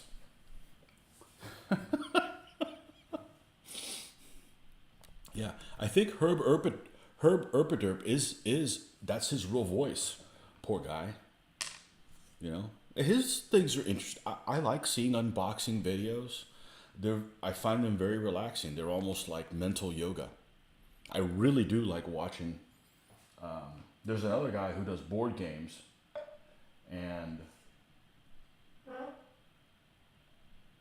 you know, it's cool that we all don't have the same demeanor and stuff like that. There's a guy who does board game reviews, and his name is Blast Pop, and he's extremely monotone, but I really enjoy watching his stuff. It's very relaxing. He does a lot of unboxing stuff. And just because you're monotone doesn't necessarily mean that it's bad, because it's extremely relaxing sometimes. And relaxing is good. You know,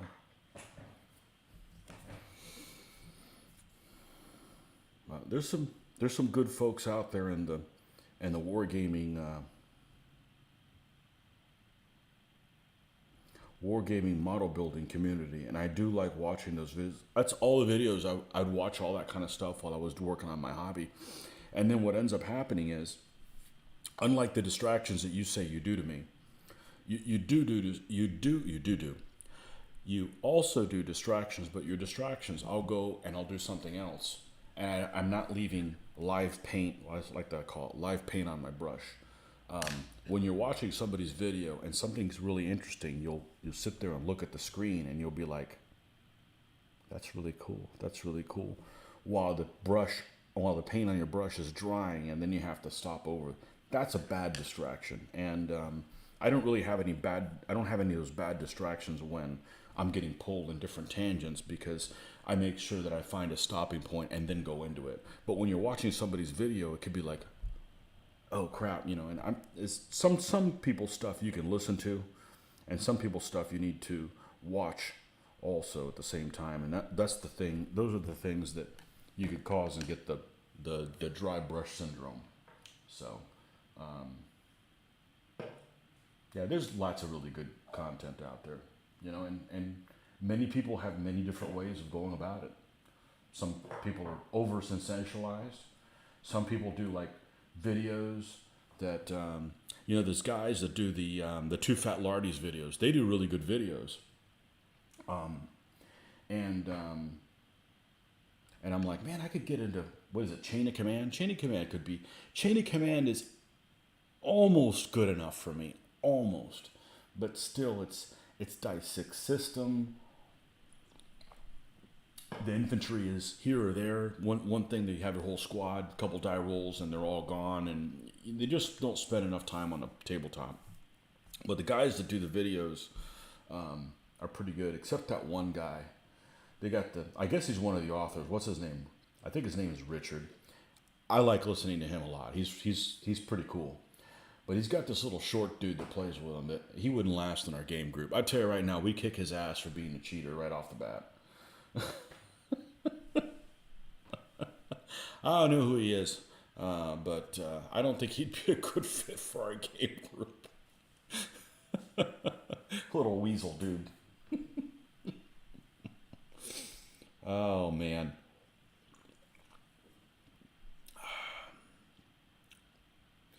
I watch videos of this guy that trims cow hooves to relax. Weird. It's not weird. Hey, it's relaxing. That's good. That keeps you from going to the shrink. I like to watch as many model builders channels as I can, so I learn from their techniques and amass a wide range of techniques. I learned the trick. I didn't know this. We don't all know everything. If you have I'm not going to pull a model out to show you, but I was watching this one person that had like a tank turret. Okay, I'm going to just use this as an example and say this is like a mold line here in the middle of the tank turret. I said, yeah, if you use the back side of an X-Acto knife to scrape like that, instead of what we've always done, which is this, you don't groove. And I'm like, holy shit, I got to share that with people, because that's amazing. Like right here, there's like a little groove here. You just come in and you just take that out, just enough. And I'm like, oh, we don't all know everything, even though some people would probably admit that they do know everything, but you can stand cheaters and complainers in game. It's okay to complain as long as you're consistent,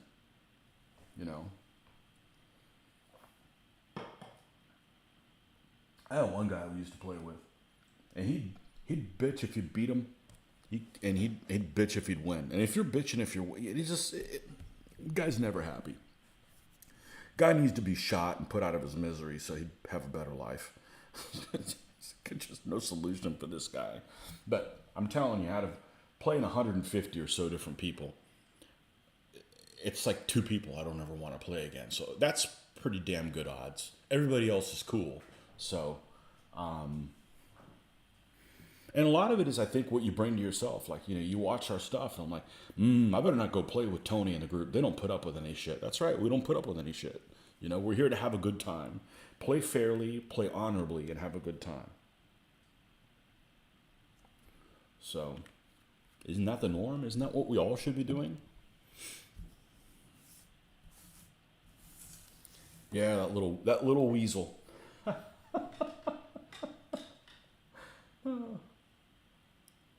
What's that? What's the guys that have the great production stuff? Little Wars. Man, I know how much effort goes into editing their videos. They have some really good content. Some of those guys I wouldn't want to play with, though. They just don't seem like they're having a good time. I think the short guy, Greg, I think he'd be a lot of fun. He seems to have a good attitude. But some of the other guys, like, man, lighten up, dude.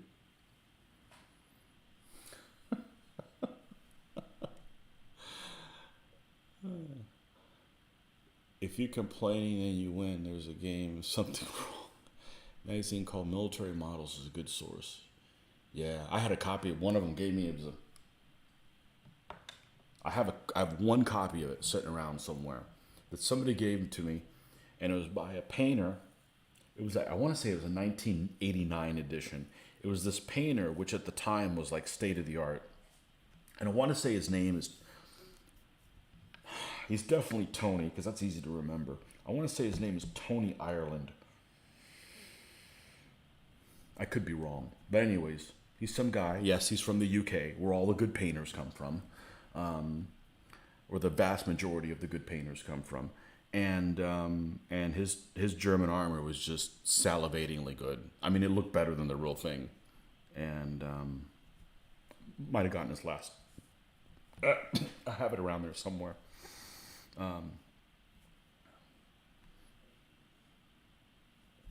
But, that's back when all you had was, at that point, there was no internet. So you can only find people that were on print and magazines. Now, there's all kinds of talented people out there. Just like musicians. If you're into musicians, which I am definitely not a musically inclined person, there's people on YouTube that are more talented than people that actually put out records. There's some really talented people out there. Kids, age doesn't matter. There's 16, 17, 18-year-olds that are just smoking professional musicians. You have access to all of this hidden talent that we didn't used to have. And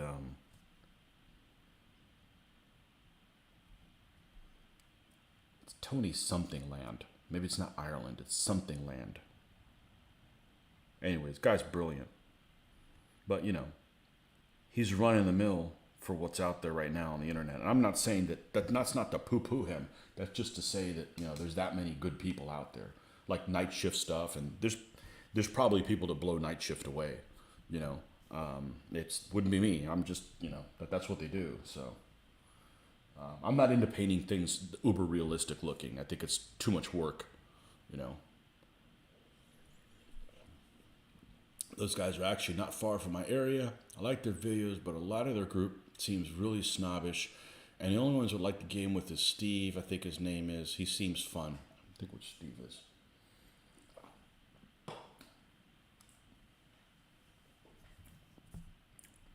You can be snobbish and be fun. I can be snobbish. I'm definitely, I'm cool if people aren't into their painting as much as I am. Because it's whatever you want it to be. I happen to want to be super anal retentive. And that's what makes me happy. But if other people don't want that, that's cool. Maybe I'm not snobbish. I don't know. But I'm there to have a good time. And play honorably. Play honorably is huge. I don't put up with any of that nonsense. That's just, that's like we're going to the parking lot. We're going to take broadswords at 3 o'clock kind of thing,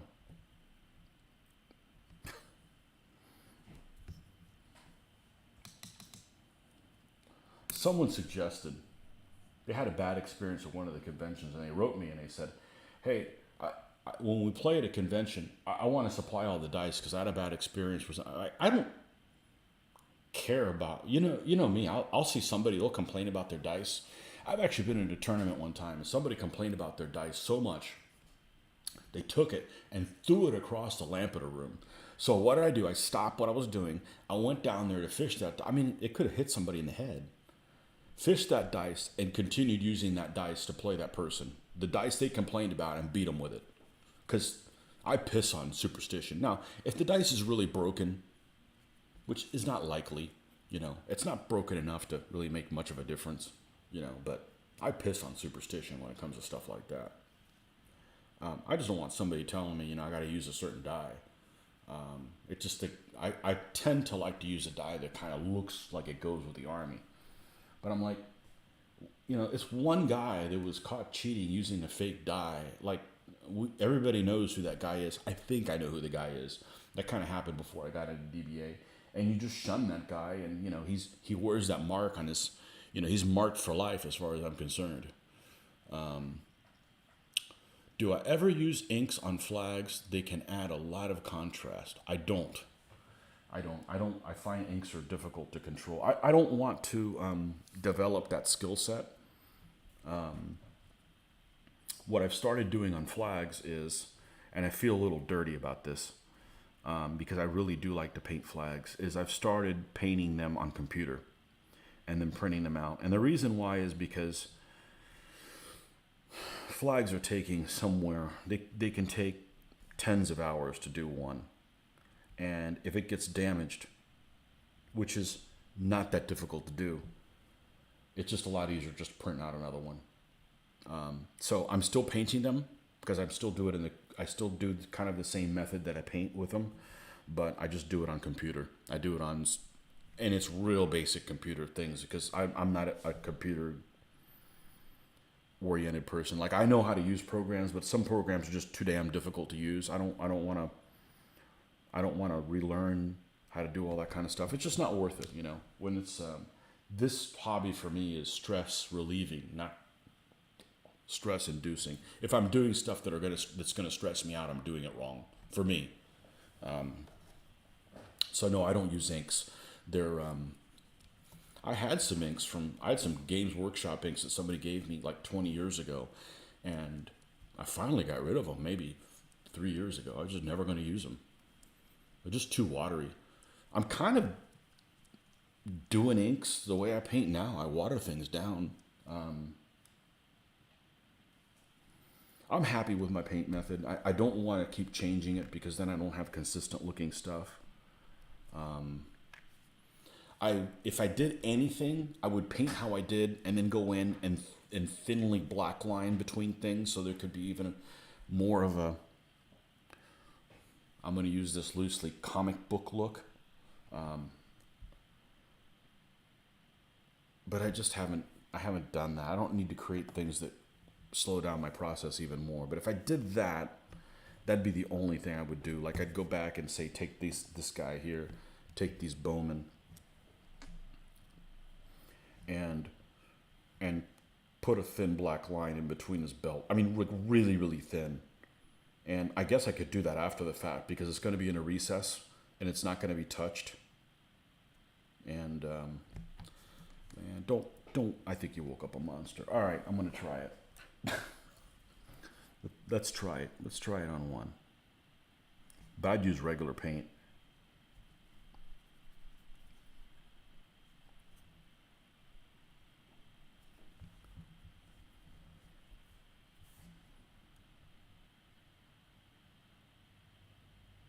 And the only reason I'm saying that because it didn't come out, now that I look at it, it didn't come out great.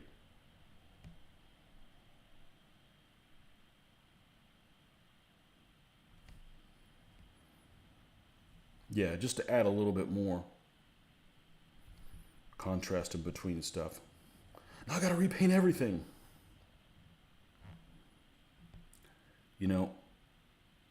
As much time as I spend painting these guys, I'm done looking at them when I'm done. I'm ready to move on.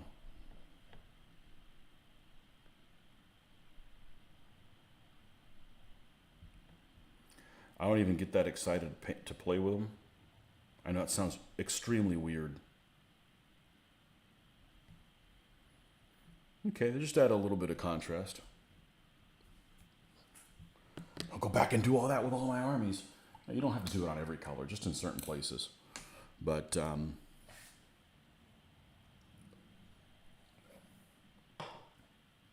there's wizards there on YouTube. As soon as you think you're the best, somebody else comes out and they're better. You just have to be happy with what you do. You know, you make yourself happy, everything else falls into place. I used a wash a lot when I was doing naval ships, and I was happy with it at the time, but I'm not happy with the results of the wash. I've seen other people do washes and it works pretty good, but it's not it's a little too uncontrolled for my taste. But you know, whatever you're happy with, you know, and I don't need to convert anybody. If you're happy with how you do it, keep doing it that way. I return. Didn't know you were gone. Let's use this generic color. What is this? Monster brown. For the, whatever case this is. Almost looks like a big holster.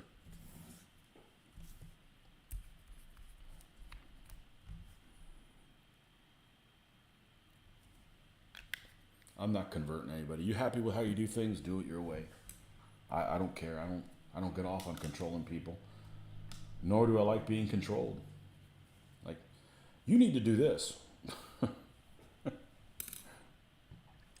Somebody mentioned in one of the videos that you guys you should do some videos that involve like all the troop types and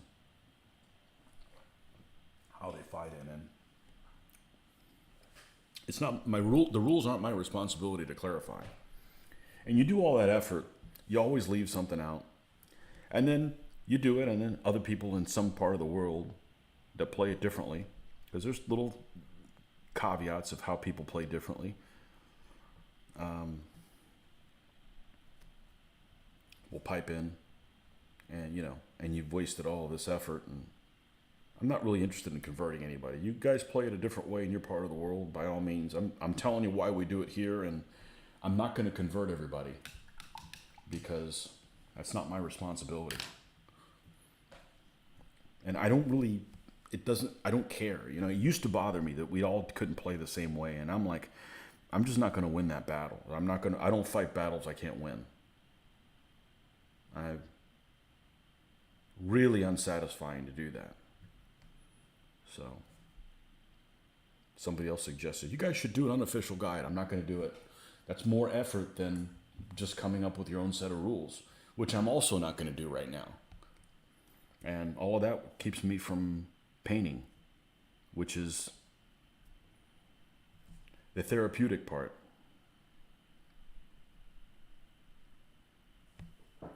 So, the moment I stopped comparing my work to others and chasing perfection is the moment I started painting better and getting more things painted. Absolutely.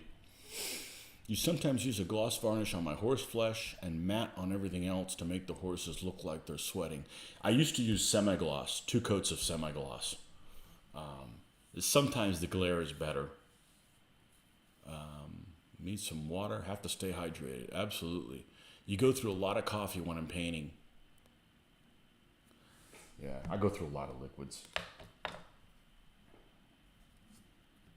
I've had too much coffee, and I've never gotten the shakes. What happens is I go into squirrel or shiny mode, you know, but I don't shake, which is good, because this boy does not need any shaking ever. I'm also, you know, resting my wrists always. Wrists always rested.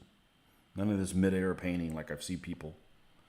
You know, like that Games Workshop handle that they sell. Like, that would not work for me because I have to rest that handle on the table to keep it from moving. That's just how I learned to paint.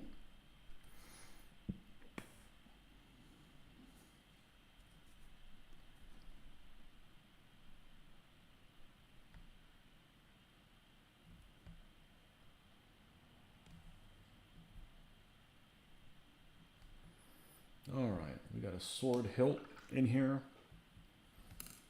Where's Mr. Brass?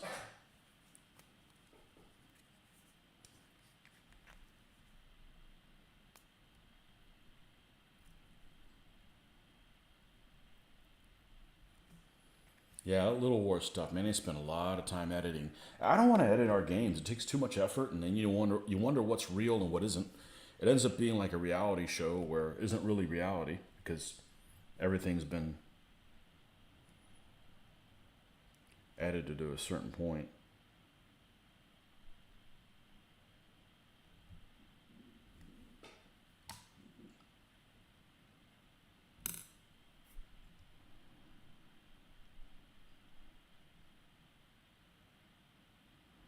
Oh, we're gonna need some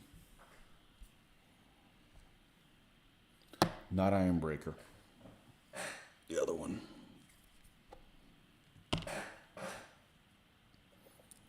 Lead belcher.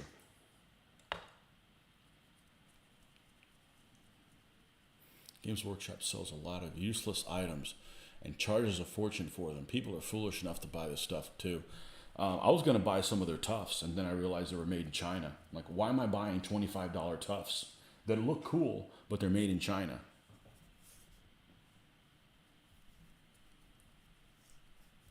So,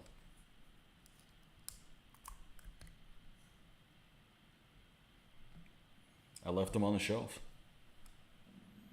I'm not opposed to buying some of their stuff. I like quite a few of their things. I think their paints are pretty good. Not that they got their pot situation resolved, because their pots sucked there for a while.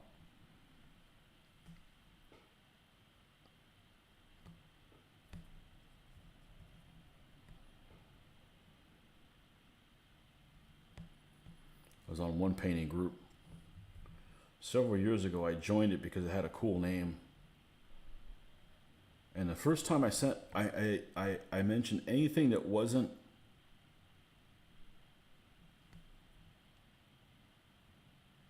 completely gushing with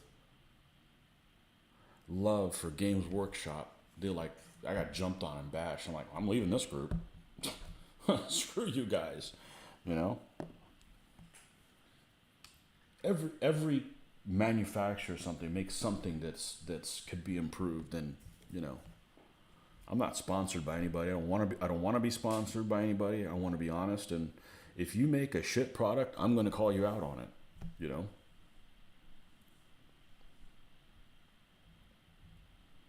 That's just the way I am. That's the way I've always been, and that's the way I will continue to be.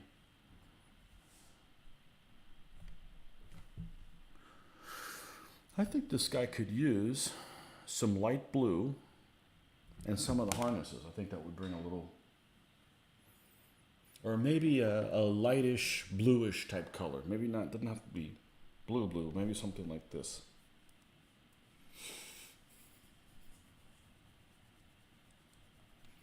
Don't want to be the bearer of bad news, but the Games Workshop paint you use is made in China. Are you sure about that? Let's see. Well, I'm not going to throw it away. I'm just not going to buy any more. Made in the UK. Well, at least that's what the sticker says. Maybe the sticker's made in China. Is that still bad? Don't make it in China. Make it in Taiwan. Still China, right? Made in the UK.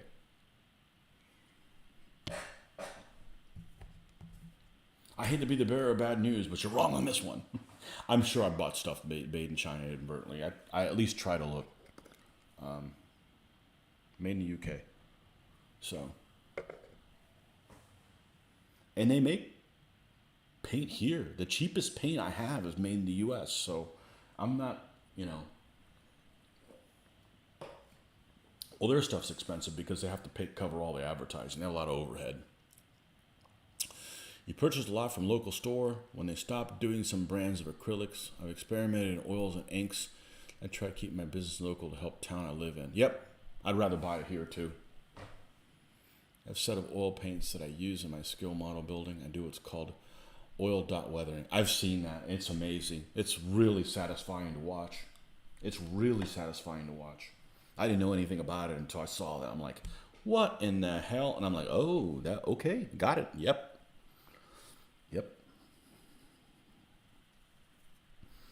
I just wish the oil stuff would dry faster because I think there's a lot of, well, I like the smell of linseed oil.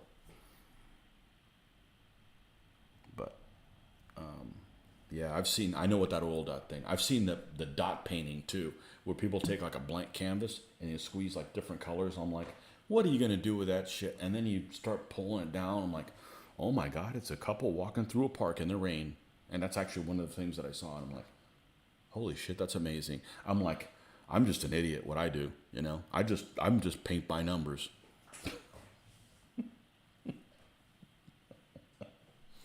But sometimes you can analysis paralysis yourself to death. All those little backgrounds that I try to take my pictures, that's all hand painted by this moron using craft store paint. And it takes about 7.5 minutes to paint the backgrounds. And it's so damn easy. And I could have been doing it my whole life. And I was just worried about taking the first step. Maybe I just need to get drunk and do things, I'm a drunk and I paint things, Yeah, craft paints, I have no problem with craft paints. The problem with craft paints is that, sometimes they just don't cover well. But I paint pretty thin and use multiple coats, so they're all right. I have a fair number of them. I don't really use them for any of this painting, but I do them for backgrounds, buildings and stuff like that. Terrain, they work just fine. We usually take several colors, put them in random dots all over a flat surface, then use white spirits and a flat brush, draw them until it winds up working like a charm. Yeah. Skeptical before I saw it, and it worked and immediately adopted. Yeah, I do. Yeah. Yeah, the craft paints are okay. When COVID first hit, Michaels' stuff was all out of black. I used to use craft black and craft white on all of my mixes before the wet palette because I was going through so much of it that, well, I wasn't going through that much of it, but I was buying it more frequently than I should have. And because there was nowhere to buy it online, I don't think it was on Amazon yet, and no stores carried it, I didn't want to end up running out of black and white. So I used craft black and white along with all the other Vallejo colors. And since the wet palette, I just used them. I went back to using the Vallejo. I don't know why. I didn't need to. It seemed like the right thing to do at the time. So I'm not opposed to using craft paint. Some things paint up okay. Here's another tangent. Here's I got 20 of these and I've only painted one. This is painted with craft paint. This is a barrier for the Gaslands game that's just made out of MDF. And this is all painted with craft paint. And I guess I could weather it even more, but every color of this is craft paint. And it turned out freaking great. So yeah, I like to buy local. The local thing is it's like a catch-22. Oh, poo. It's a catch-22. People don't buy local, so they don't have anything. So they don't have anything, so people don't buy local. So.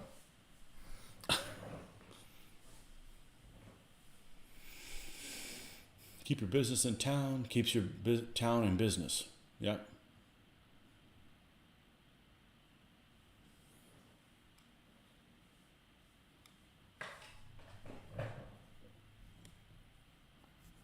Okay. I think we can use the big brush for this. When I worked at a hobby store in the early 90s, and people would mail order shit just to save 10% and have to wait on it, and then maybe get the wrong thing. I'm like, that's just stupid, I don't buy stuff in a store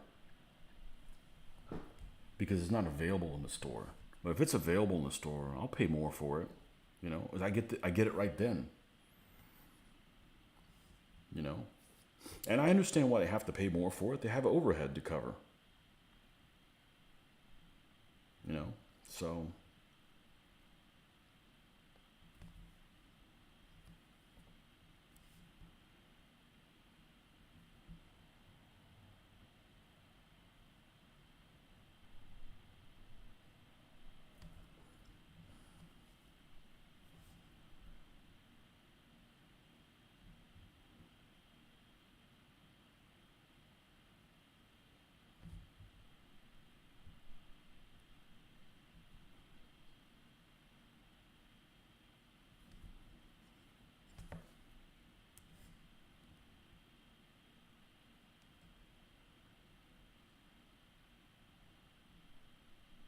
So I can only imagine that that's even more prevalent now. But for me, it's like availability. Like I do business with Amazon because they have it, you know? And, the problem with mail ordering is it's a problem to return things, but it isn't if you can just go to a store and send your Amazon order back, which I've had to do. I haven't had to do it very often because I'm really careful about what I get, but invariably it's going to happen. And it's been pretty much worry free. And I think their policy is if it's less than $10, they don't even want you to mail it back. You can just keep it. Which I guess if you were really nefarious, you could just order a bunch of things that were under $10 and keep them all. Go to return them, but you do stuff like that, bad things are going to happen to you in your life. I'm not superstitious, but that's always be looking over your shoulder for that. I think that's their policy. If you order something that's less than $10, they don't even want you to return it. You can just keep it.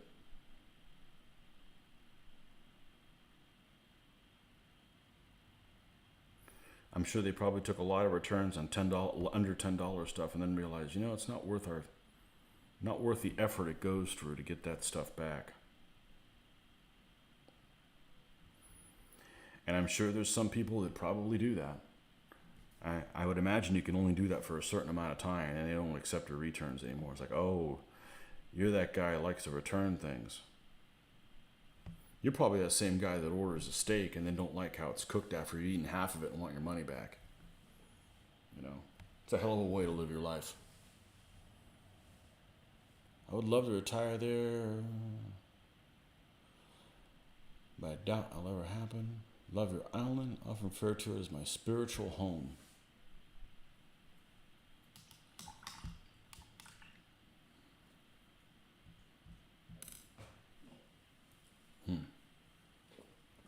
Not mine. Not my people. I got nothing against people from the UK. It's just...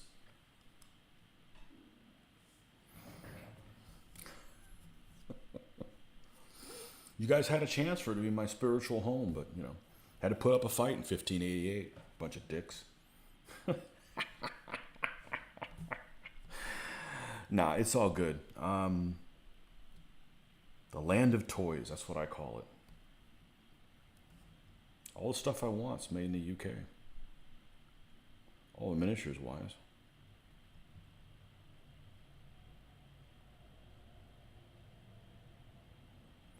Never been to Europe, came really close to going a couple years ago, and then you know what happened, so. I don't know if I'll ever go, and I'm actually okay with it because I just don't want to deal with all these hurdles you have to do now all of a sudden.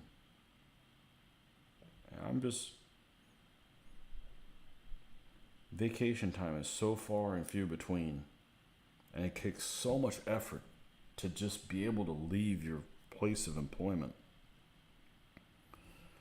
that I'm just not willing to put up with a bunch of horse shit when I'm on vacation.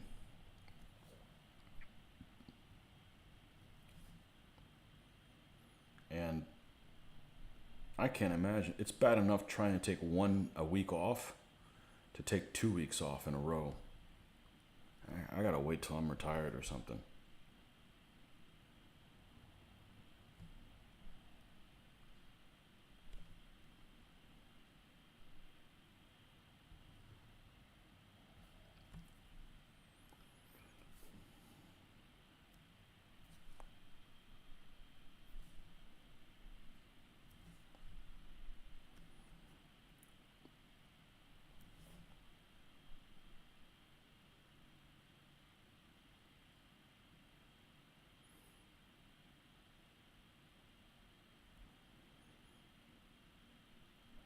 I just can't imagine living anywhere it's not Florida. I don't know what it is. And I don't really like the weather here.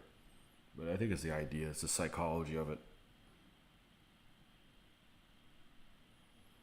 Doesn't mean I wouldn't want to visit other places. I've visited other places and they're cool. The West is cool. Mountains are neat. I don't want to live near mountains. I don't want to, I don't want to live somewhere where I'm shut in. My Mother Nature decides to have a freaking bad day, and I'm saying that from a place where there's hurricanes, but they really aren't here. They don't, fortunately, they don't come here.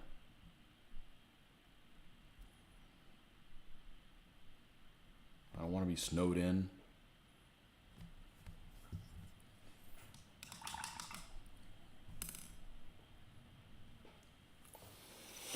And moved to Reading to live near my longtime pen pal. Last time you people tried to visit England, they went to the bottom of the sea. Nah, we went to Ireland instead. And we kept the Irish from being all red-haired and freckled. You're welcome.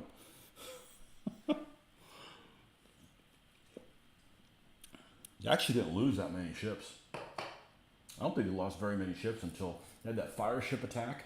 They lost a few there, and then the rest of their armada just kind of went around and didn't know about the Gulf Stream and landed in freaking Northern Ireland.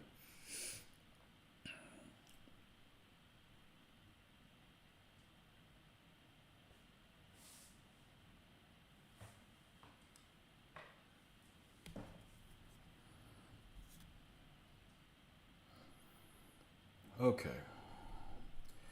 This guy has like a buckle or something around. It's like two buckled things around his neck. Almost like one of those goth things where they wear the buckles really close to that. We're going to make that brown.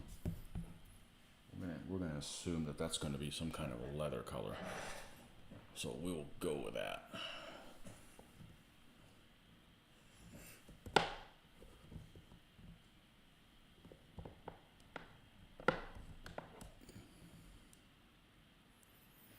Yeah, I don't want to live somewhere where they don't speak English. It's the dominant language. You know, I'm on this boat. I could understand another language, but you know, I can have conversations in it, but they can't be wargaming specific type conversations. You know, I'm good with English, so I'm good here. My ancestry is Scots, Irish, and Flemish, and some German, UK's, and multinational, some Spanish, I'm more or less. Yes, but no, they lost a lot of ships, but how many were lost? How many were lost by not crashing into the shore? Like, they made it all the way to, like, Holland. They didn't lose that many ships. It surprised me that they didn't. But it was the freaking wind thing that did most of it. One of my favorite scenarios, though, is, and I've got the Renaissance armies to do that, is at the Duke of Parma actually lands in the UK, and they have a fight. I've got the troops to do that kind of. But that's I don't know if I'm ever going to get around to doing that. I got to create rules that work with. It's too big an ask. I don't want it bad enough, you know. But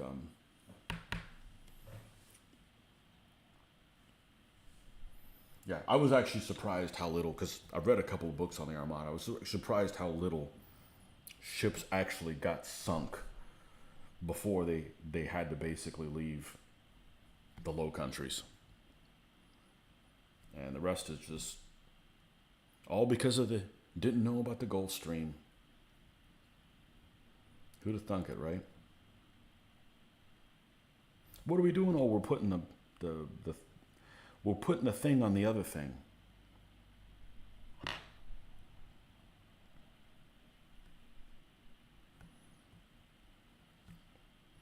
We're putting the thing on the other thing.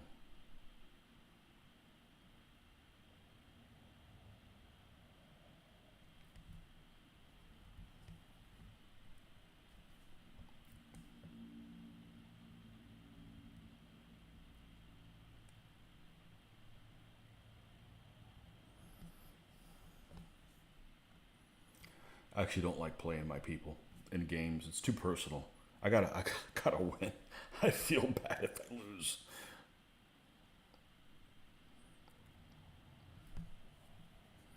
Actually, of all the folks that I have, the ones that I've done the best with have been the Irish and the Burgundians, and the Athenians. I should say the Greeks, because the Thebans kicked ass the other day too. So, Greeks, Irish, and and the Burgundians. And I think part of the reason why I've done so well with them is that you got to play a lot harder. You got to, I mean, you got to get milk out of a brick when you're playing the Irish. They're just they're that light of an army, and you've got to like sneak around and hit and run and do all that kind of stuff. So you're kind of already in the mindset of you have to play that way. And if you have some super army that's really well balanced, you're like, oh, all you got to do is show up and outroll the other guy, and then you don't, and you lose. So,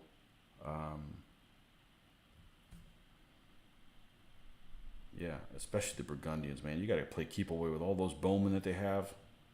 They're really powerful, but they're also really weak if the wrong guys get in front of them.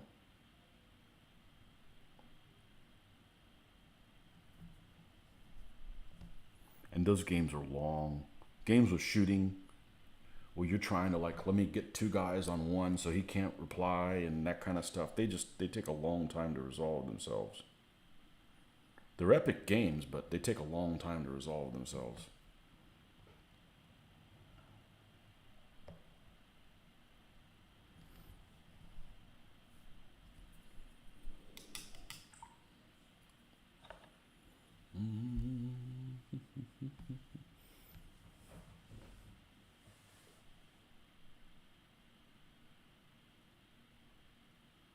I don't think that number's on record, Tony. Maybe you do specific that far back in history.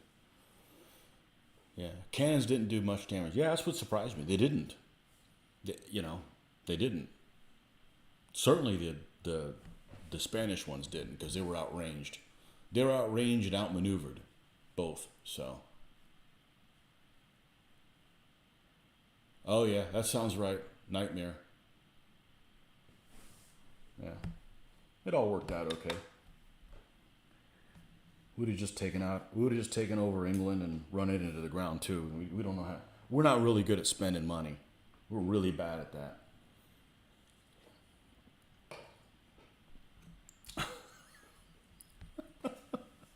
We take over places and what do you want to do? Not a damn thing else. Let's just sit on my couch and eat grapes.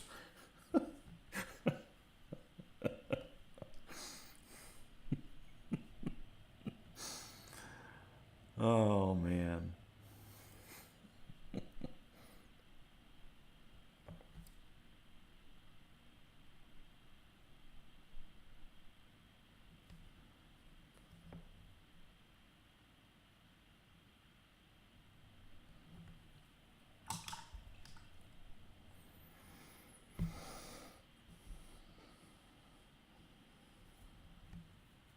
I got to do a medieval Spanish army at some point, just for all the heraldry options. Though, I just don't want to lose with them.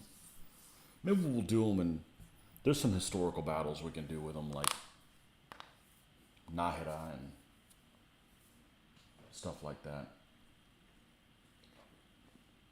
That'd be a cool stuff to do. Got figures to do them. It's just a matter of just getting around doing them. But you know what? I enjoy playing these armies that are crummier a lot more. They're a lot more versatile. They really are. What's that has like a dark green? What color is this? I'll use this for the sheath for the sword.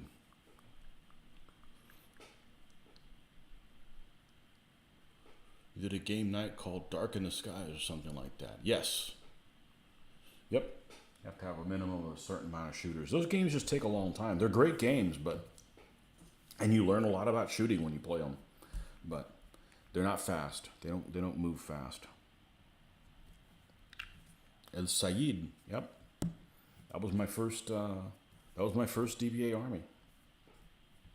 I think I've improved the record now to they're 22 and 29. They had a really bad record. I learned how to play with an army, and this game is difficult as shit, It really is. When I learned how to play, I was playing against people that knew how to play. I wasn't just playing with, okay, let's all us noobs get together and play. Because then I'd be like, okay, well, at least I can have like a 50-50 chance, but I didn't know how to play. A third of my army is skirmishers. I don't know how to use skirmishers, you know. So it was an uphill battle. And now they're not 3.0 compatible. So that is one of the things that to do at some point is to make them 3.0 compatible. I think I need to build another spearman and a fast crossbowman, and I'm good.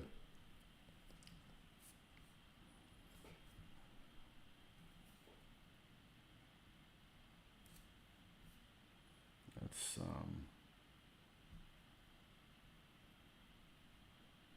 no.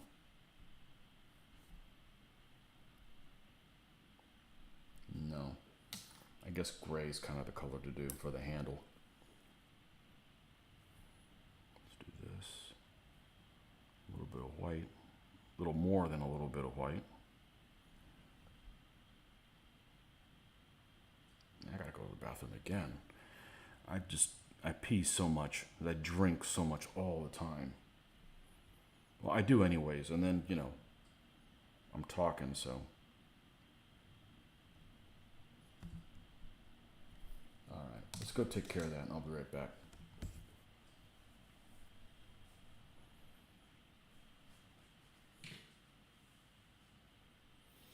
You're painting Spanish for Las Navas de Tolosa at the moment. Yeah, I got those guys to do too. I got the Elaine 2-layer figures from. They're just kind of soft, but I think they're okay if you just replace all the lances. And there's a lot of resources on the heraldry for that period. A lot of resources. Be right back.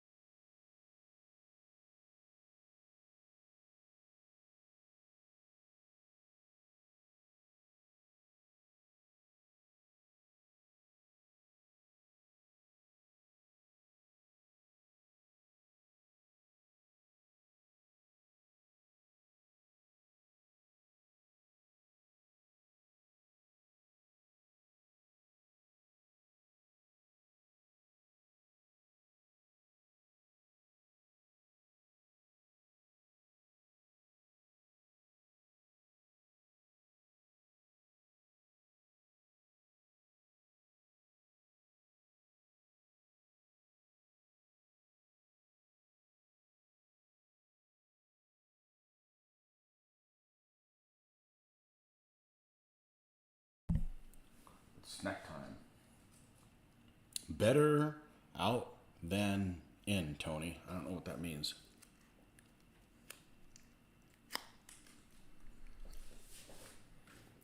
Navace Tolosa. Yeah, I got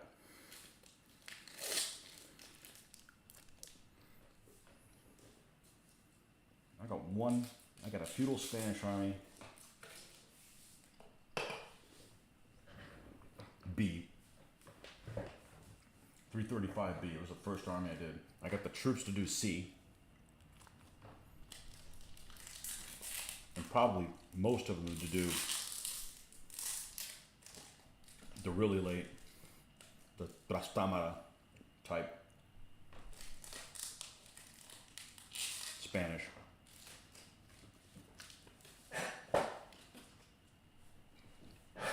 We'll do a match pair for them with them versus Granada. Because Granada, that's a cool Wimp Wars army. It's got a lot of light horse and crossbowmen. Fast crossbowmen.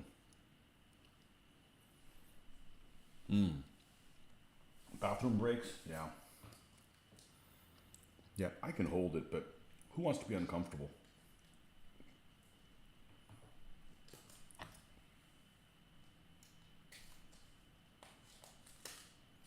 So, there's lots of stuff I want to do. I definitely don't need to get the shakes. Are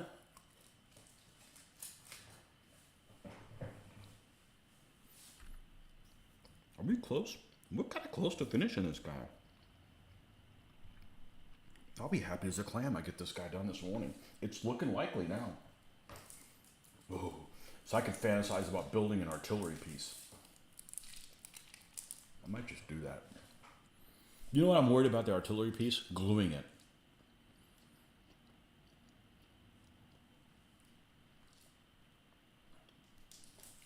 I'm worried about gluing it.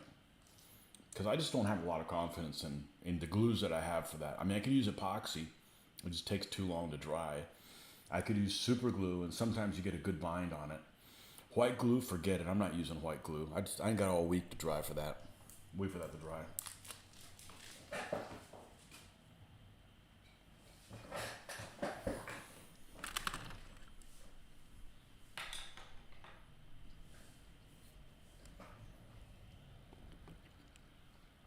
Well, if I do mess with the artillery piece, that's going to make me look through the figures and see if I got any guys that could use as a crew. They don't necessarily have to be actively crewing the weapon, but it can be at least on the stand, because that adds a little bit more substance than just having a jungle gym looking thing out there, because that's kind of what it is. It's just kind of like an A-frame type thing. I thought about doing a crossbow thing as well, but the crossbow things also look really stupid. I'd rather do a rope pull catapult. So.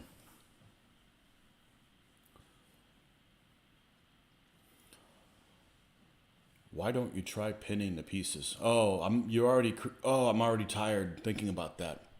Now I gotta build it in sections. I gotta like sketch out how I'm gonna do it. It doesn't have to be an exact reproduction, but it just needs to be. Like I've got when I was doing modern micro armor, I have a little bridge that I built. And the whole bridge is probably this long. And it was kind of like a girder bridge. I just started gluing shit together. And it was fine. And I still have it around here somewhere. I never got rid of it. Of all the old shitty things I had from way back when, I never got rid of it. I just don't know where it is. And yeah, I remember the bridge that the Russians had to get over or something like that when we were doing modern micro armor. And so something like that. I think what I would do is probably just start building it and just building it on itself.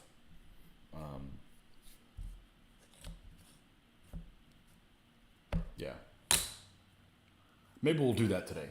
That'll be at least something different.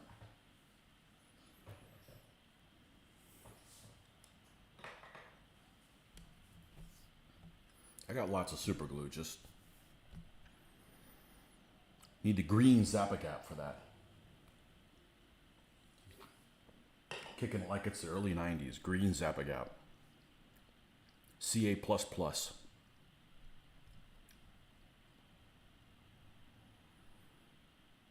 Alright, so this guy's got a cloth he's sitting on. What did we use for this dude? Blue. Great. Okay, let's use red for this one. And let's use a different red than we did for his pants. Should be fine.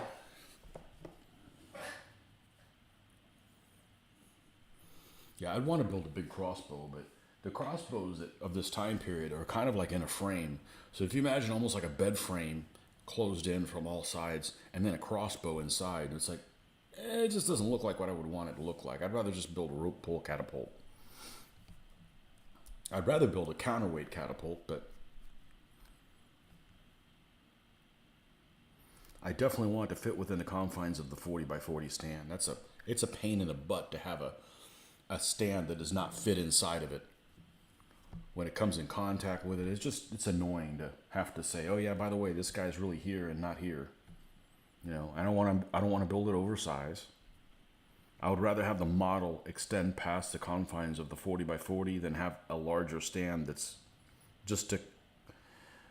that's there that you have to kind of ignore the parameters of. I mean, they're both bad solutions. So I've got a catapult. I want to say it's by Museum Miniatures that I was going to use for my Mongol army, and it is massive. It's beautiful, but it's massive. There's no way it would fit. I don't know if it fit like on a 60x80 or something like that. It is a very large catapult, as it probably should be. But you need to keep things within the scale of the game, or you create other issues. You have to come up with other excuses, like, oh, remember, this thing is here, but it's not really here, kind of stuff. And I don't like having those kind of conversations if I can avoid it. Just kind of adds confusion, and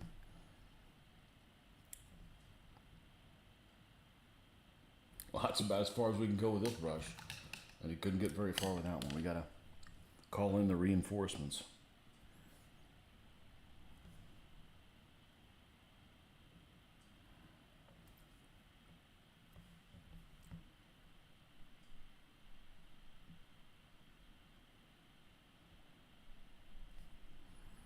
Now this red is sitting right next to the red of the pants.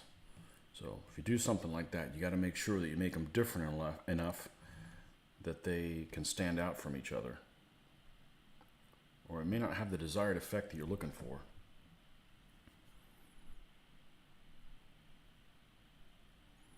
And this is also a different core red. It's a more orangey red than the pants.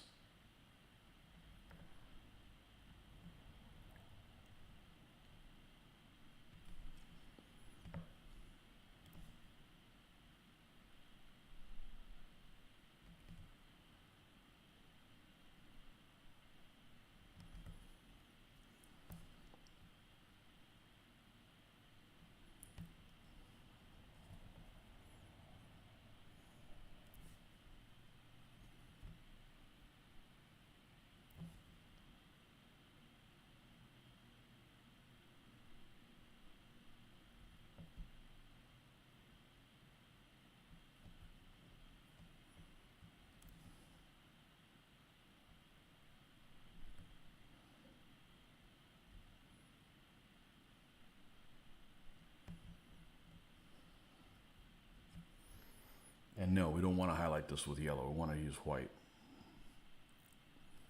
I don't mind it looking a little pink because it's kind of faded. And it's not a huge area of it that's that color either. It's just a little highlight here, a little highlight there kind of thing.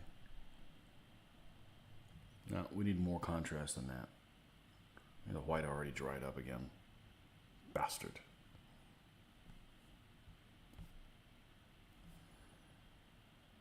There we go.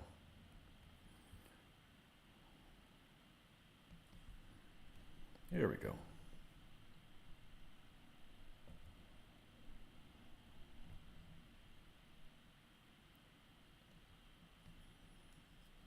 All right.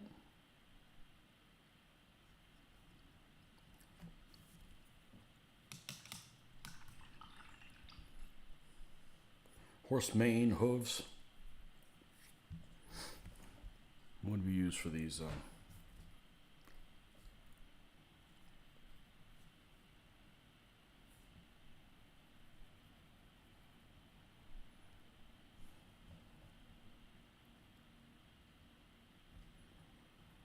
Stirrups.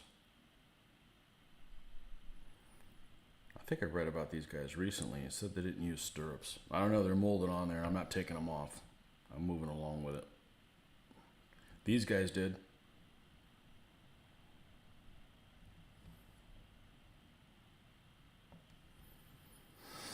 I mean, it's a freaking 11th century. They certainly weren't invented by then.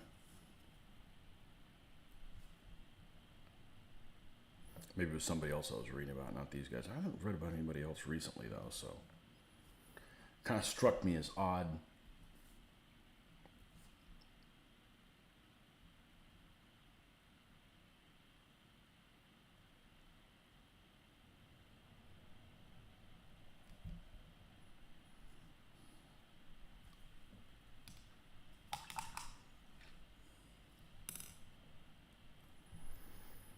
Okay, and then we got a rein that's got to go on there. I'm gonna let's use a light color. We still have any of that buff left? No, not from yesterday. So or something like that. Buff or something like that.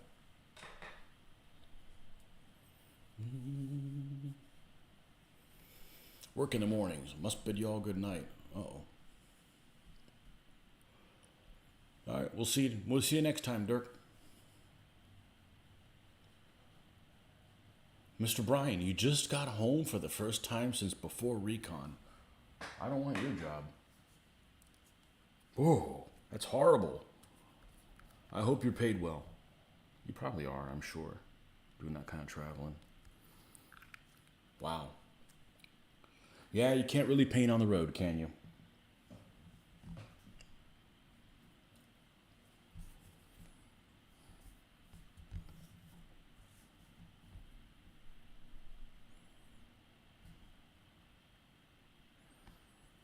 Wow, that's a long time.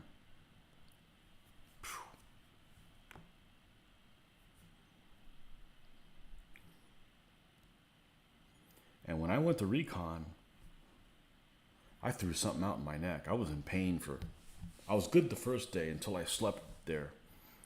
And I will no longer travel without my pillow. I am not going to do that again. And that's, I think, all it was. I thought I had some kind of a headache the whole time, and I just had something that was pinched in my neck for 2 freaking days. And I was miserable. I'd rather be at work than have a headache at a convention.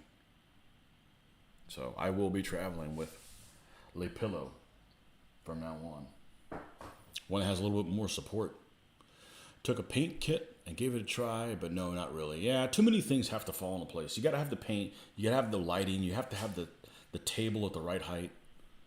You're done traveling until September. Yeah, I don't travel for work at all, fortunately. Or unfortunately. I guess that's too much traveling. I just want to work from home one day. Just one day. Just what it feels like. But once I leave work, I basically have no interaction with it. Which is good, because I don't ever think about the place when I'm not there. Maybe that's why I can put up with it for almost 30 years.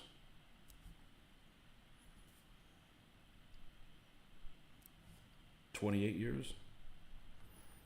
Starting year 29? Yeah. I don't think about the place when I'm not there. Even when I'm talking about it, I'm not thinking about it.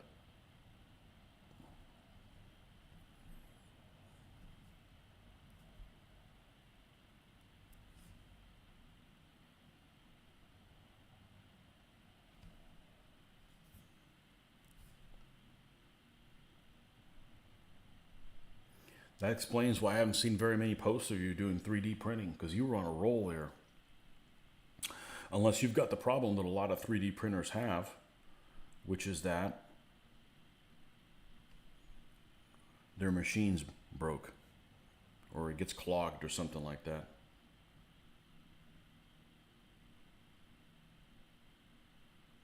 And there were some vendors there at the convention a couple of years ago, well, before COVID, that were trying to push people to get 3D printing. I don't have the personality type for it. I'll be honest with you. I just don't. I'd get so excited to find some kind of a file, start getting it printed while I'm at work. All day I'm thinking about what I'm going to do with it when I get home. I get home, it's all like a melted snowman. I could just, no. I don't need that. I'll just pay somebody to print something if I need it that badly. I'm sure somebody out there will do it. I don't care if it's overpriced. I got plenty of things to paint. I don't need disappointments at home. Melted snowman. I can see it already.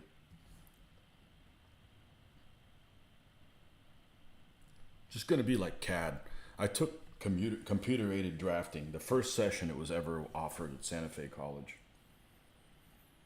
1989, something like that. Hardest thing about computer-aided drafting was getting the damn thing configured right so it'd print correctly. Once you get that, the rest of it's easy. On digitizer, everything, piece of cake, right? You know, you build upon what you learned the previous time. Pretty easy to do. And it was always a pain in the ass to frickin' configure the paper. And I remember my final exam one year, the dog ate it. No, literally the computer ate it, and I had to take the class again. And it was really frustrating. But it was in its infancy, that class. And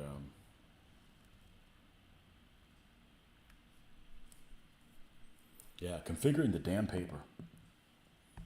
It was the hardest freaking thing to do. Vallejo airbrush thinner, yeah. Brush lubrication, yeah. Printers are good, just running out of things I need. Might downsize some. Yeah, go to 15s instead of 28s. I can't paint 28s. I can't spend 12 hours on a figure. That's what it would turn into.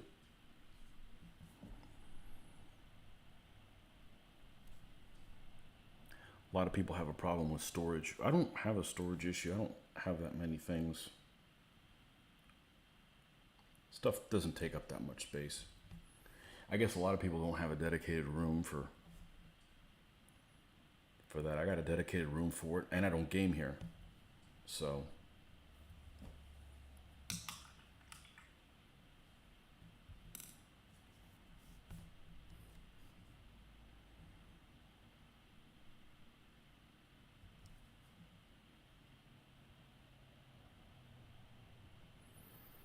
okay.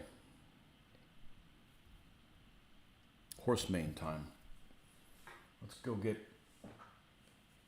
I think we could do chocolate brown. Let's use chocolate brown. Nope, that's flat earth. Nope, that's the SS camo one. Is it this one? Nope, that's the second flat earth, which I don't even know why I have it around. That's leather brown. No, leather brown will work. Leather brown will work. It's close enough. Terrain takes up more space than figures. Also doing bigger tables. Yeah. I'm scared of supplying everything for everybody. I've had bad experiences with people being ham-fisted with things.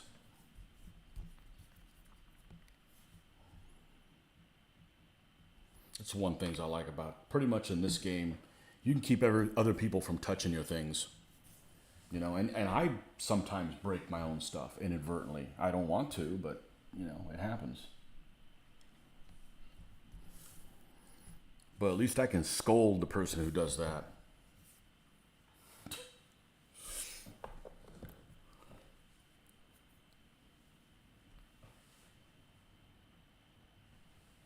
Yeah, it's not Byzantines though, Jared. It's the CUMANS. I think the CUMANS. It wasn't the Byzantines. It's because of the CUMANS. I was looking at something about them. I think that's who it was. I don't know who else I would have been looked up recently, but it's something that struck me as odd because it was well after 600 AD who I was looking up, and I can't think of anybody else I was looking up. I'll have to come back to that later. But the figures got them on there. I'm painting them. I'm not that particular, you know.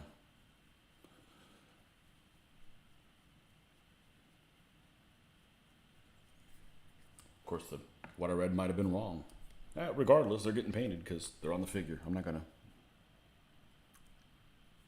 Nobody knows who these guys are. Most people don't know who these guys are, much less, oh, that's the guys that didn't use stirrups when everybody else was using them. You got stirrups and your guys are wrong, you know.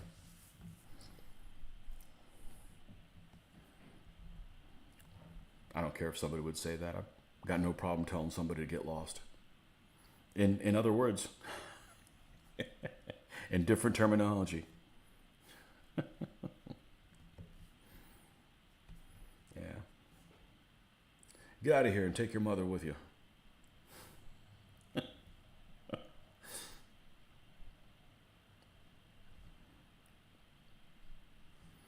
Wow, I did not think that there was a chance that I would get this figure done this morning. That's that's exciting because that means I could seal them, I could do the goop, and tonight we could finish the base. Yes.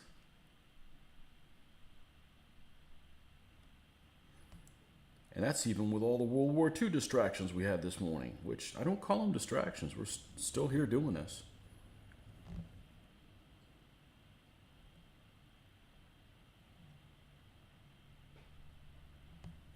That's what I should do on here.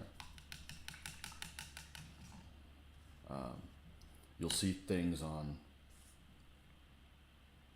Twitter or Facebook or whatever. They'll put your name. You'll put your name, and then it'll put he/him. You know, that new woke crap, right? So I should just play into that, and I say, you know, I identify as a World War II gamer. I do. I don't play World War II right now, but I identify as a World War II gamer.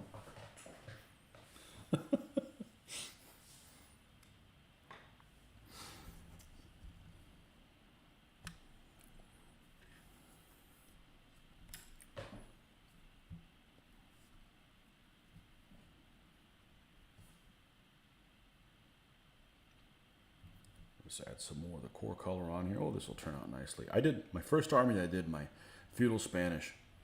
I never considered that horses could have a mane color other than black. Although El Cid's horse has a gray mane, but all the other horses have a black mane. It just looks better. It looks like that's how it should be. But you look out in the real world, and even painted miniatures, you'll see like somebody will paint miniatures of like a brown horse, right? Be a horse that's completely brown, kind of like a solid brown color like this, and the mane will be the same color, and that happens naturally, but it just looks like it's incorrect. It looks like you're like, I don't feel like painting them. You just kind of left it like that. So I tend to not do things that are obvious because they just like that. It just looks like I just got lazy and didn't want to paint them, when in fact that happens all the time in the real world. And you'll even see, things that are painted well by well painted figures, like stuff in like I think it's even in the How to Paint Miniatures by those Warhammer books. You'll have horses. Whoa, too light. You'll have horses that are painted all in the same shade, and it looks wrong. It just looks totally wrong. But I can get them where they're close. I can't use the same color. I don't have it in me. I have trouble sleeping at night, and I do have to live with myself, so. But my first army had all black maned horses, and it doesn't look like there's anything wrong with that. And but when it gets right down to it, as long as you're happy with how it looks, that's what's going to get you. That's what's going to keep you going until the next painting project. You need to be happy with the results. If you're painting and you're not happy with what you're doing, you're probably not going to paint very often anymore.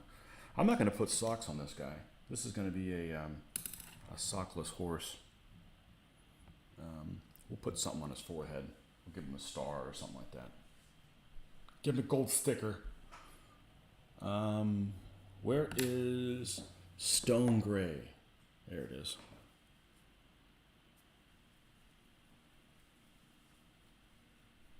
Bound to tick someone off, but I'm on board for that. I don't care if people get ticked off.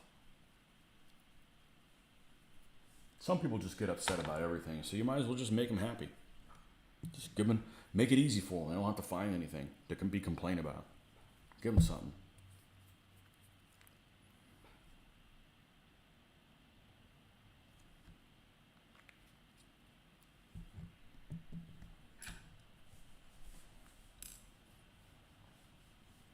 And then some of us are bothered by people that are bothered by the fact that things that bother them don't bother me.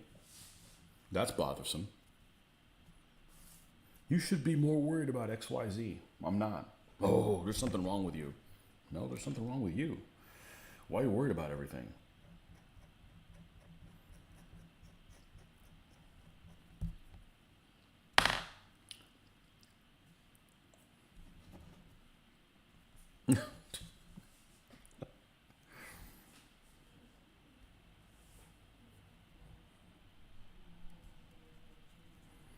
Yeah, I started playing this game called DBA. I come up for air, looking at other things, and the whole world's different. What the hell happened? All I was doing was just playing with these 15 millimeter figures, and everything just changed. Everybody's bothered by everything.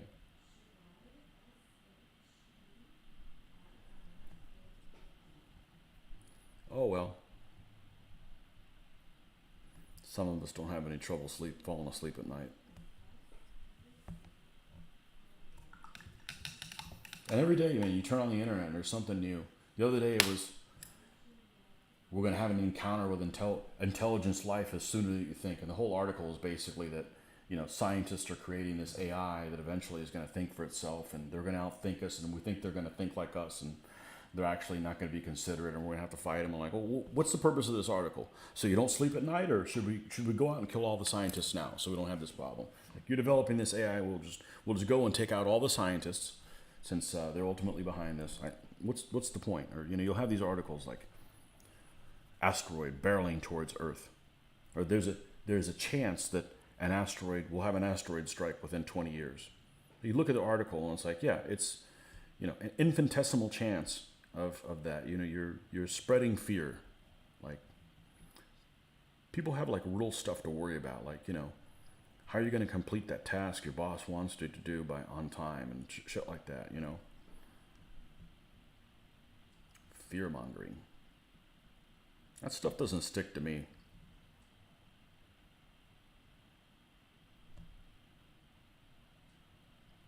But then I don't need therapy. I have paint. I paint. There's another good saying. I don't need therapy. I paint.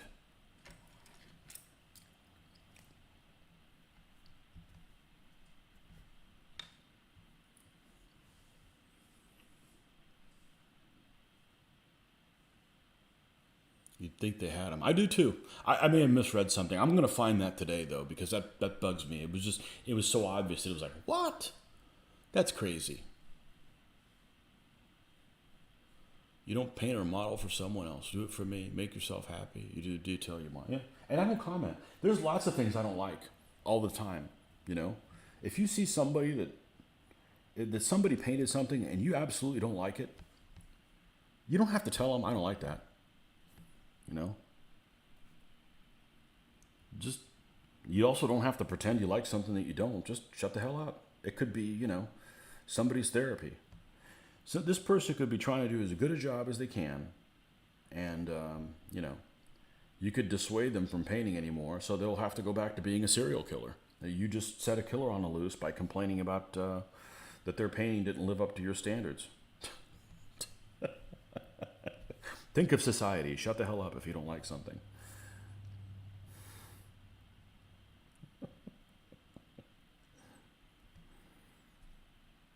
Yeah, I have really strict standards about some things, but really they just apply to me,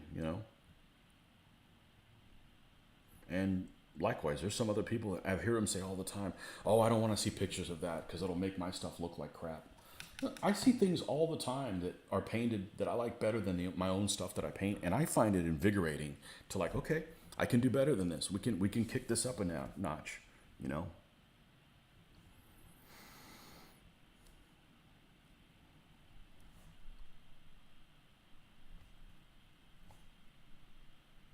There was a saying that was going around I think it was the beginning of last year that I really liked in it.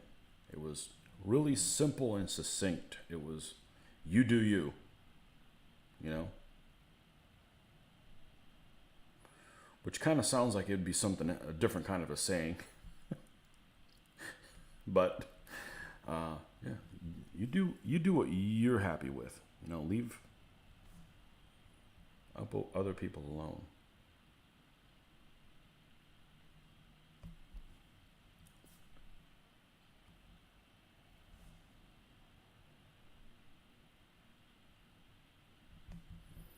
Don't discourage people in a hobby. One of the things that pissed me off so much is I was trying to get this one guy that was a local gamer. He's not really a historical gamer, but I wanted to get him to play DBA, and I finally got a chance to play DBA. His name's Mike Jones. You know him, Brian. Finally got him to play DBA at a convention. And Mike Jones, very good-natured guy, easygoing, and played DBA, and not in a tournament game. It was like a big battle game, and he got put on the other team, and the commander of the other team was a freaking dick. That basically Mike had such a difficult time with this dude, and this is a guy that I know that is just, well, he's not around anymore, thankfully, but I didn't wish it upon him. He brought it upon himself, and you know, he basically kept Mike from wanting to play again. I don't blame him. I mean, the guy was just being a total butthole, you know. And I hate seeing something like that when that happens. You know, that somebody just turns somebody off from playing a game because they have a bad experience. And I don't blame him. I mean, the guy's a total douche. But anyhow.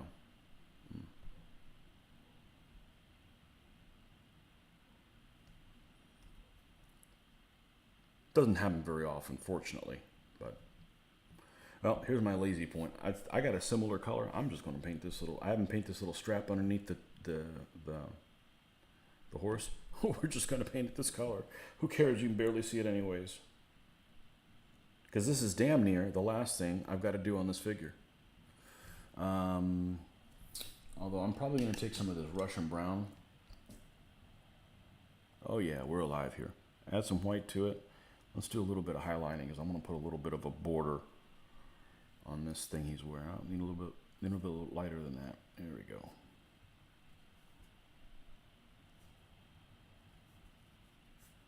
So I hate seeing somebody that dissuades someone from playing something.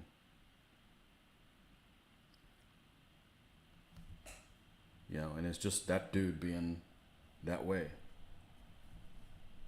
So, some better ambassadors for the hobby and others. I target new gamers, younger the better. Let them know us old guys have fun too. Who you calling old? I ain't old. They're just young punks. I don't know. Am I ever going to feel old?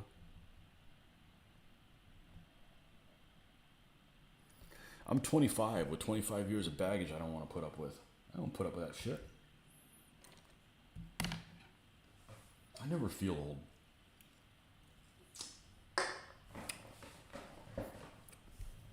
Even when I see young people, I'm like, you punk ass, get out of here. This guy's got some kind of a belt, and I feel like it's got to be I think it needs to be a really light color just for it to pop.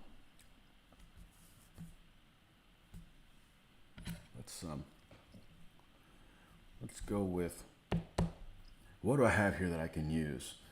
I'm just lazy. I don't want to pull something else out. Let's look at this. Let's see if we can revitalize this.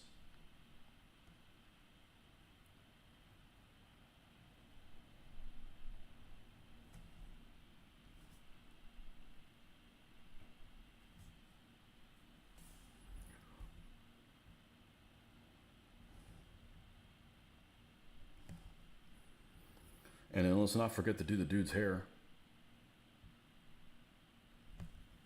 Do his hair. About the easiest thing it is to paint. It's particularly fun to do to paint blonde figures. I don't know why. It just is. More contrast.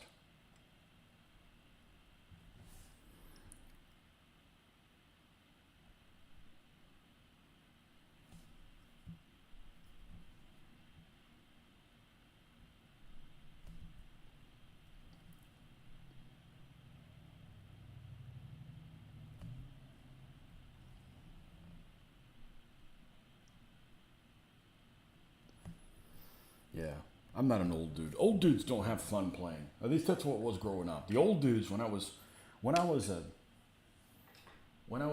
a young lad, and the old people, which would have been in their probably mid to late 20s, were playing. They just weren't having a good time playing. I didn't want to play their stuff. They just weren't having enough fun. They weren't laughing about stuff when funny things happen. Too serious.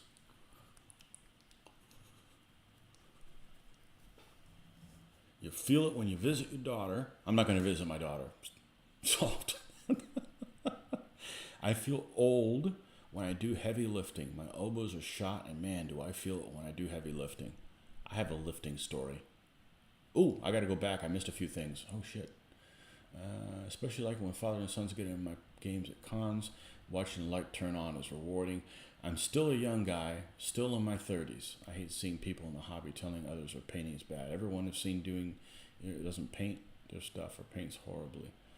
I do feel old when I lift and elbows are shot. Man, you feel it when you visit your daughter at school and her college-age friends call you sir.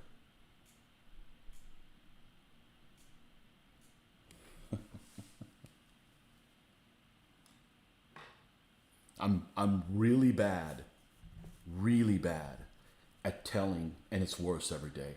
I'm really bad at telling how old somebody is by looking at them.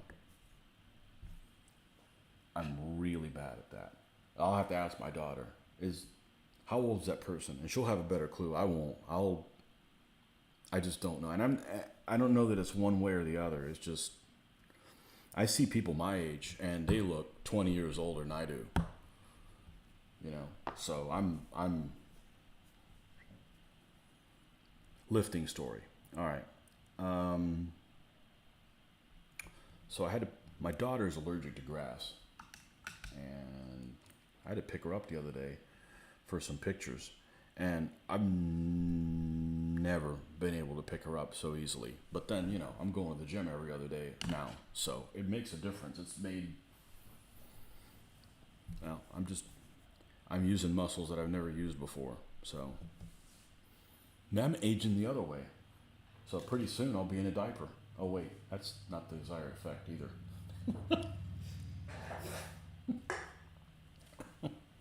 I went to the show. I went to the last show. I went to Recon. I saw so many people that were in such bad shape. I'm like, man, I got to do better than this. I don't want to be... they were all retired and shit, and they couldn't enjoy retirement because they were in bad shape. I'm like, that's not what I want. I don't want that. I need to be in good shape when I retire, so. And I don't necessarily eat unhealthy. I just, none of us move enough. So. None of us move enough. Not exactly getting exercise doing this, but.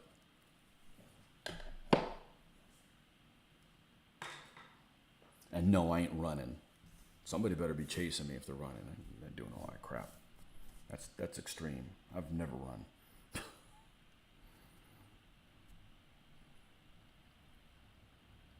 So yeah, I had easiest time I ever had carrying her. So that was cool. That was what's the word I'm looking for? Enlightening. Rewarding. That was rewarding. So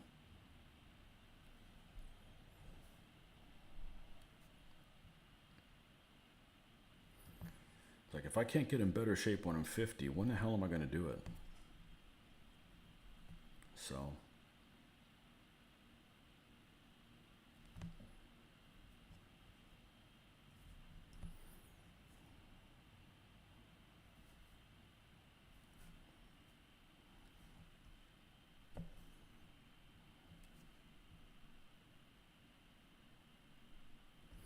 just a little bit of an undersaddle here.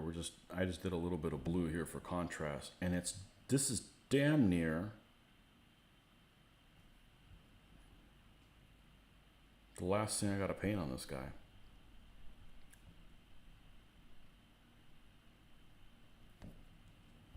Oh, his hair. Let's just paint his hair. Get it over with. And if you look at pictures of these cumin guys, I brought this up earlier. You'll see descriptions where they're like, oh, there's some kind of Turkic, Mongolish type people, and then, you know, or they'll have like blonde hair, blue eyed. So there's all kinds of mixed, you know, what exactly is a cumin? So I'm going to paint them based on what the figures look like. The last guy had a big long Fu Manchu type mustache, so got to paint that. I'm going to give both of these guys are going to have dark hair, so that's the direction I went with.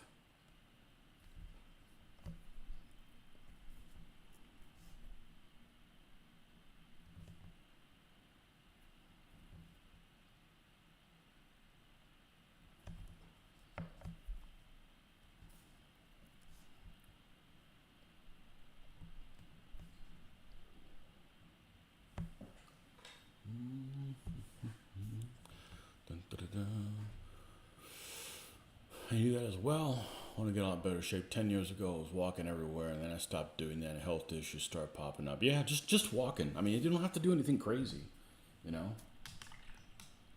You know, I just like to eat. I don't necessarily eat things that are unhealthy. I just like to eat a lot, you know? It's fun to eat, and I don't have a problem with vegetables or salads or none of that stuff. I just, you know, I don't want, you know, a tiny little serving. I'd rather not eat than eat a tiny little serving. So,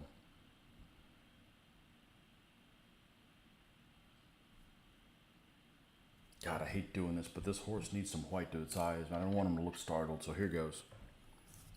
Here goes screwing up the horse. Uh-oh. This thing, oh yeah. Let's get the old, got some of this goop on there.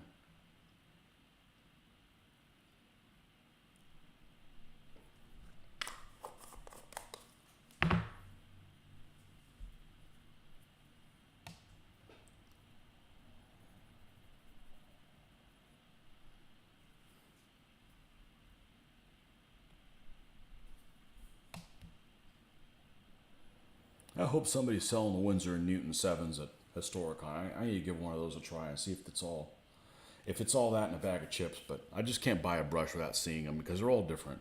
They all have different brush shape, and a lot of people focus on, hey, what size brush do you use? It doesn't matter. It's what kind of a tip it has, and there's no rhyme or reason to some of this stuff. Sometimes you'll have a very large brush like a 1 that'll have a great tip for painting faces. And sometimes you'll have a 10-aught that's good for nothing. So they're not all created the same.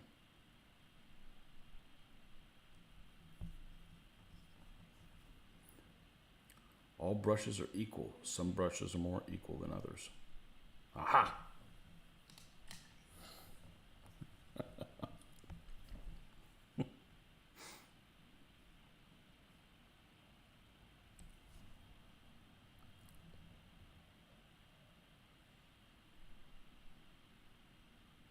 Make sure this horse doesn't look like a horny camel. Whatever that is. Okay, there's one thing here. I don't know what the hell it is. It's down here by his boot. No, it's actually on his coat tail. I'm just going to paint it black, add a little bit of white highlighting, and move on. I don't know what it is. I don't know what this is. It's not attached to a boot or anything. I have no idea what it is, but that's what we're going to go with. And this guy is complete.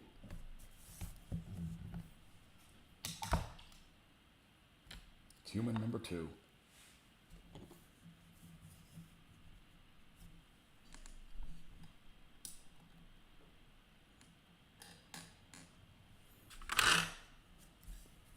Again, it always looks like shit on the video. And yeah, they're supposed to look bland looking. These aren't rich folks. Yeah, they're not very representative. They don't look like they're that close to each other. Anyways, off the side, these guys are done. We'll let them dry a little bit, and then we'll spray them gloss, let that dry, and then we use, where is it? Where'd it go? Dull coat, Tester's dull coat. The brush on stuff. This makes it nice and flat.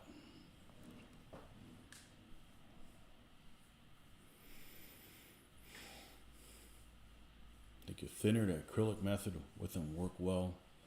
Yeah, I just gotta find one that the brush, that the brush tip has the right shape. He's nice, but he found I'm too rough with them. I save them for fine details. Yeah, I do that. I do that with some of these others. I've found some domestic ones. This one's domestic. That's the thing, is I want brushes that are not made in China and are not synthetic. And you don't have a lot to choose from. These, no, this is a Kolinsky blend. I've got some around here that's actually a sable. And I want to say it's a German sable or whatever. I don't know, maybe I didn't buy them or whatever. This is a huge brush handle. I'm not used to brush handles being this big, but I guess you just get used to it or whatever. But I used to buy these folk art ones you get at Walmart for 10 of them for like under $4. It's almost like too cheap. Like you feel bad. You feel bad buying them. Well, Walmart's on my no-go list, so, and they're made a place I don't need to buy stuff from also, so double whammy. What's next? Am I done? What time is it? I need to go check in with the authorities and see if I'm needed for something else. I'll be right back.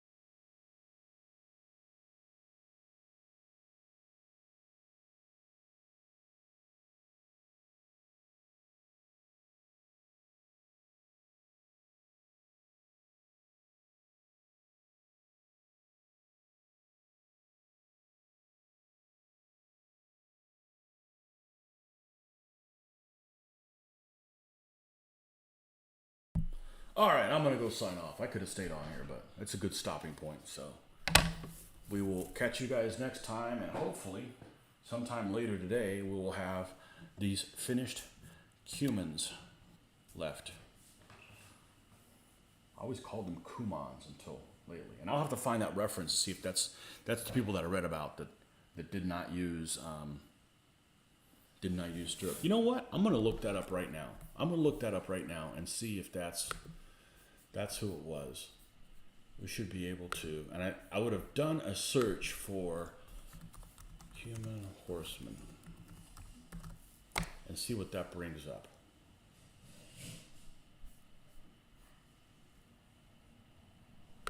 Okay, this is a site I checked out. Let's see. Nope, nothing else was read about that. And it could have been wrong. It could have been wrong that it was on Wikipedia.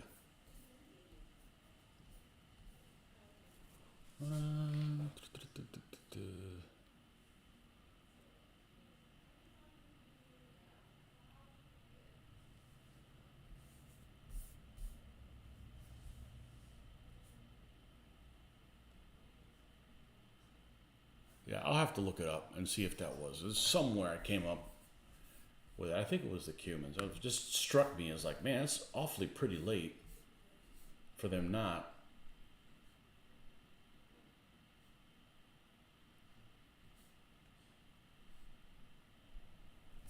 All right, I'll do even better. Did CUMANS use... No, just simple. Cuman stirrups.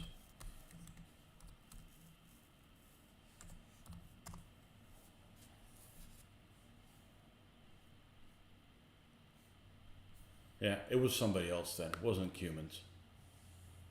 Yeah, here it says they had oval-shaped stirrups. It was somebody else that was very, very... No, I'm not going to worry about it then. But the guys had stirrups on them, so I'm painting them. It was somebody else I must have been looking up. I look up a lot of things, so that doesn't really surprise me. But plan on coming back today? Maybe.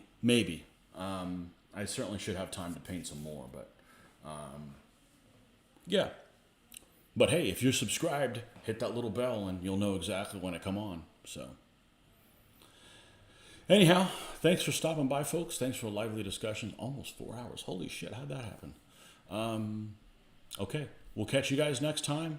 Happy painting, and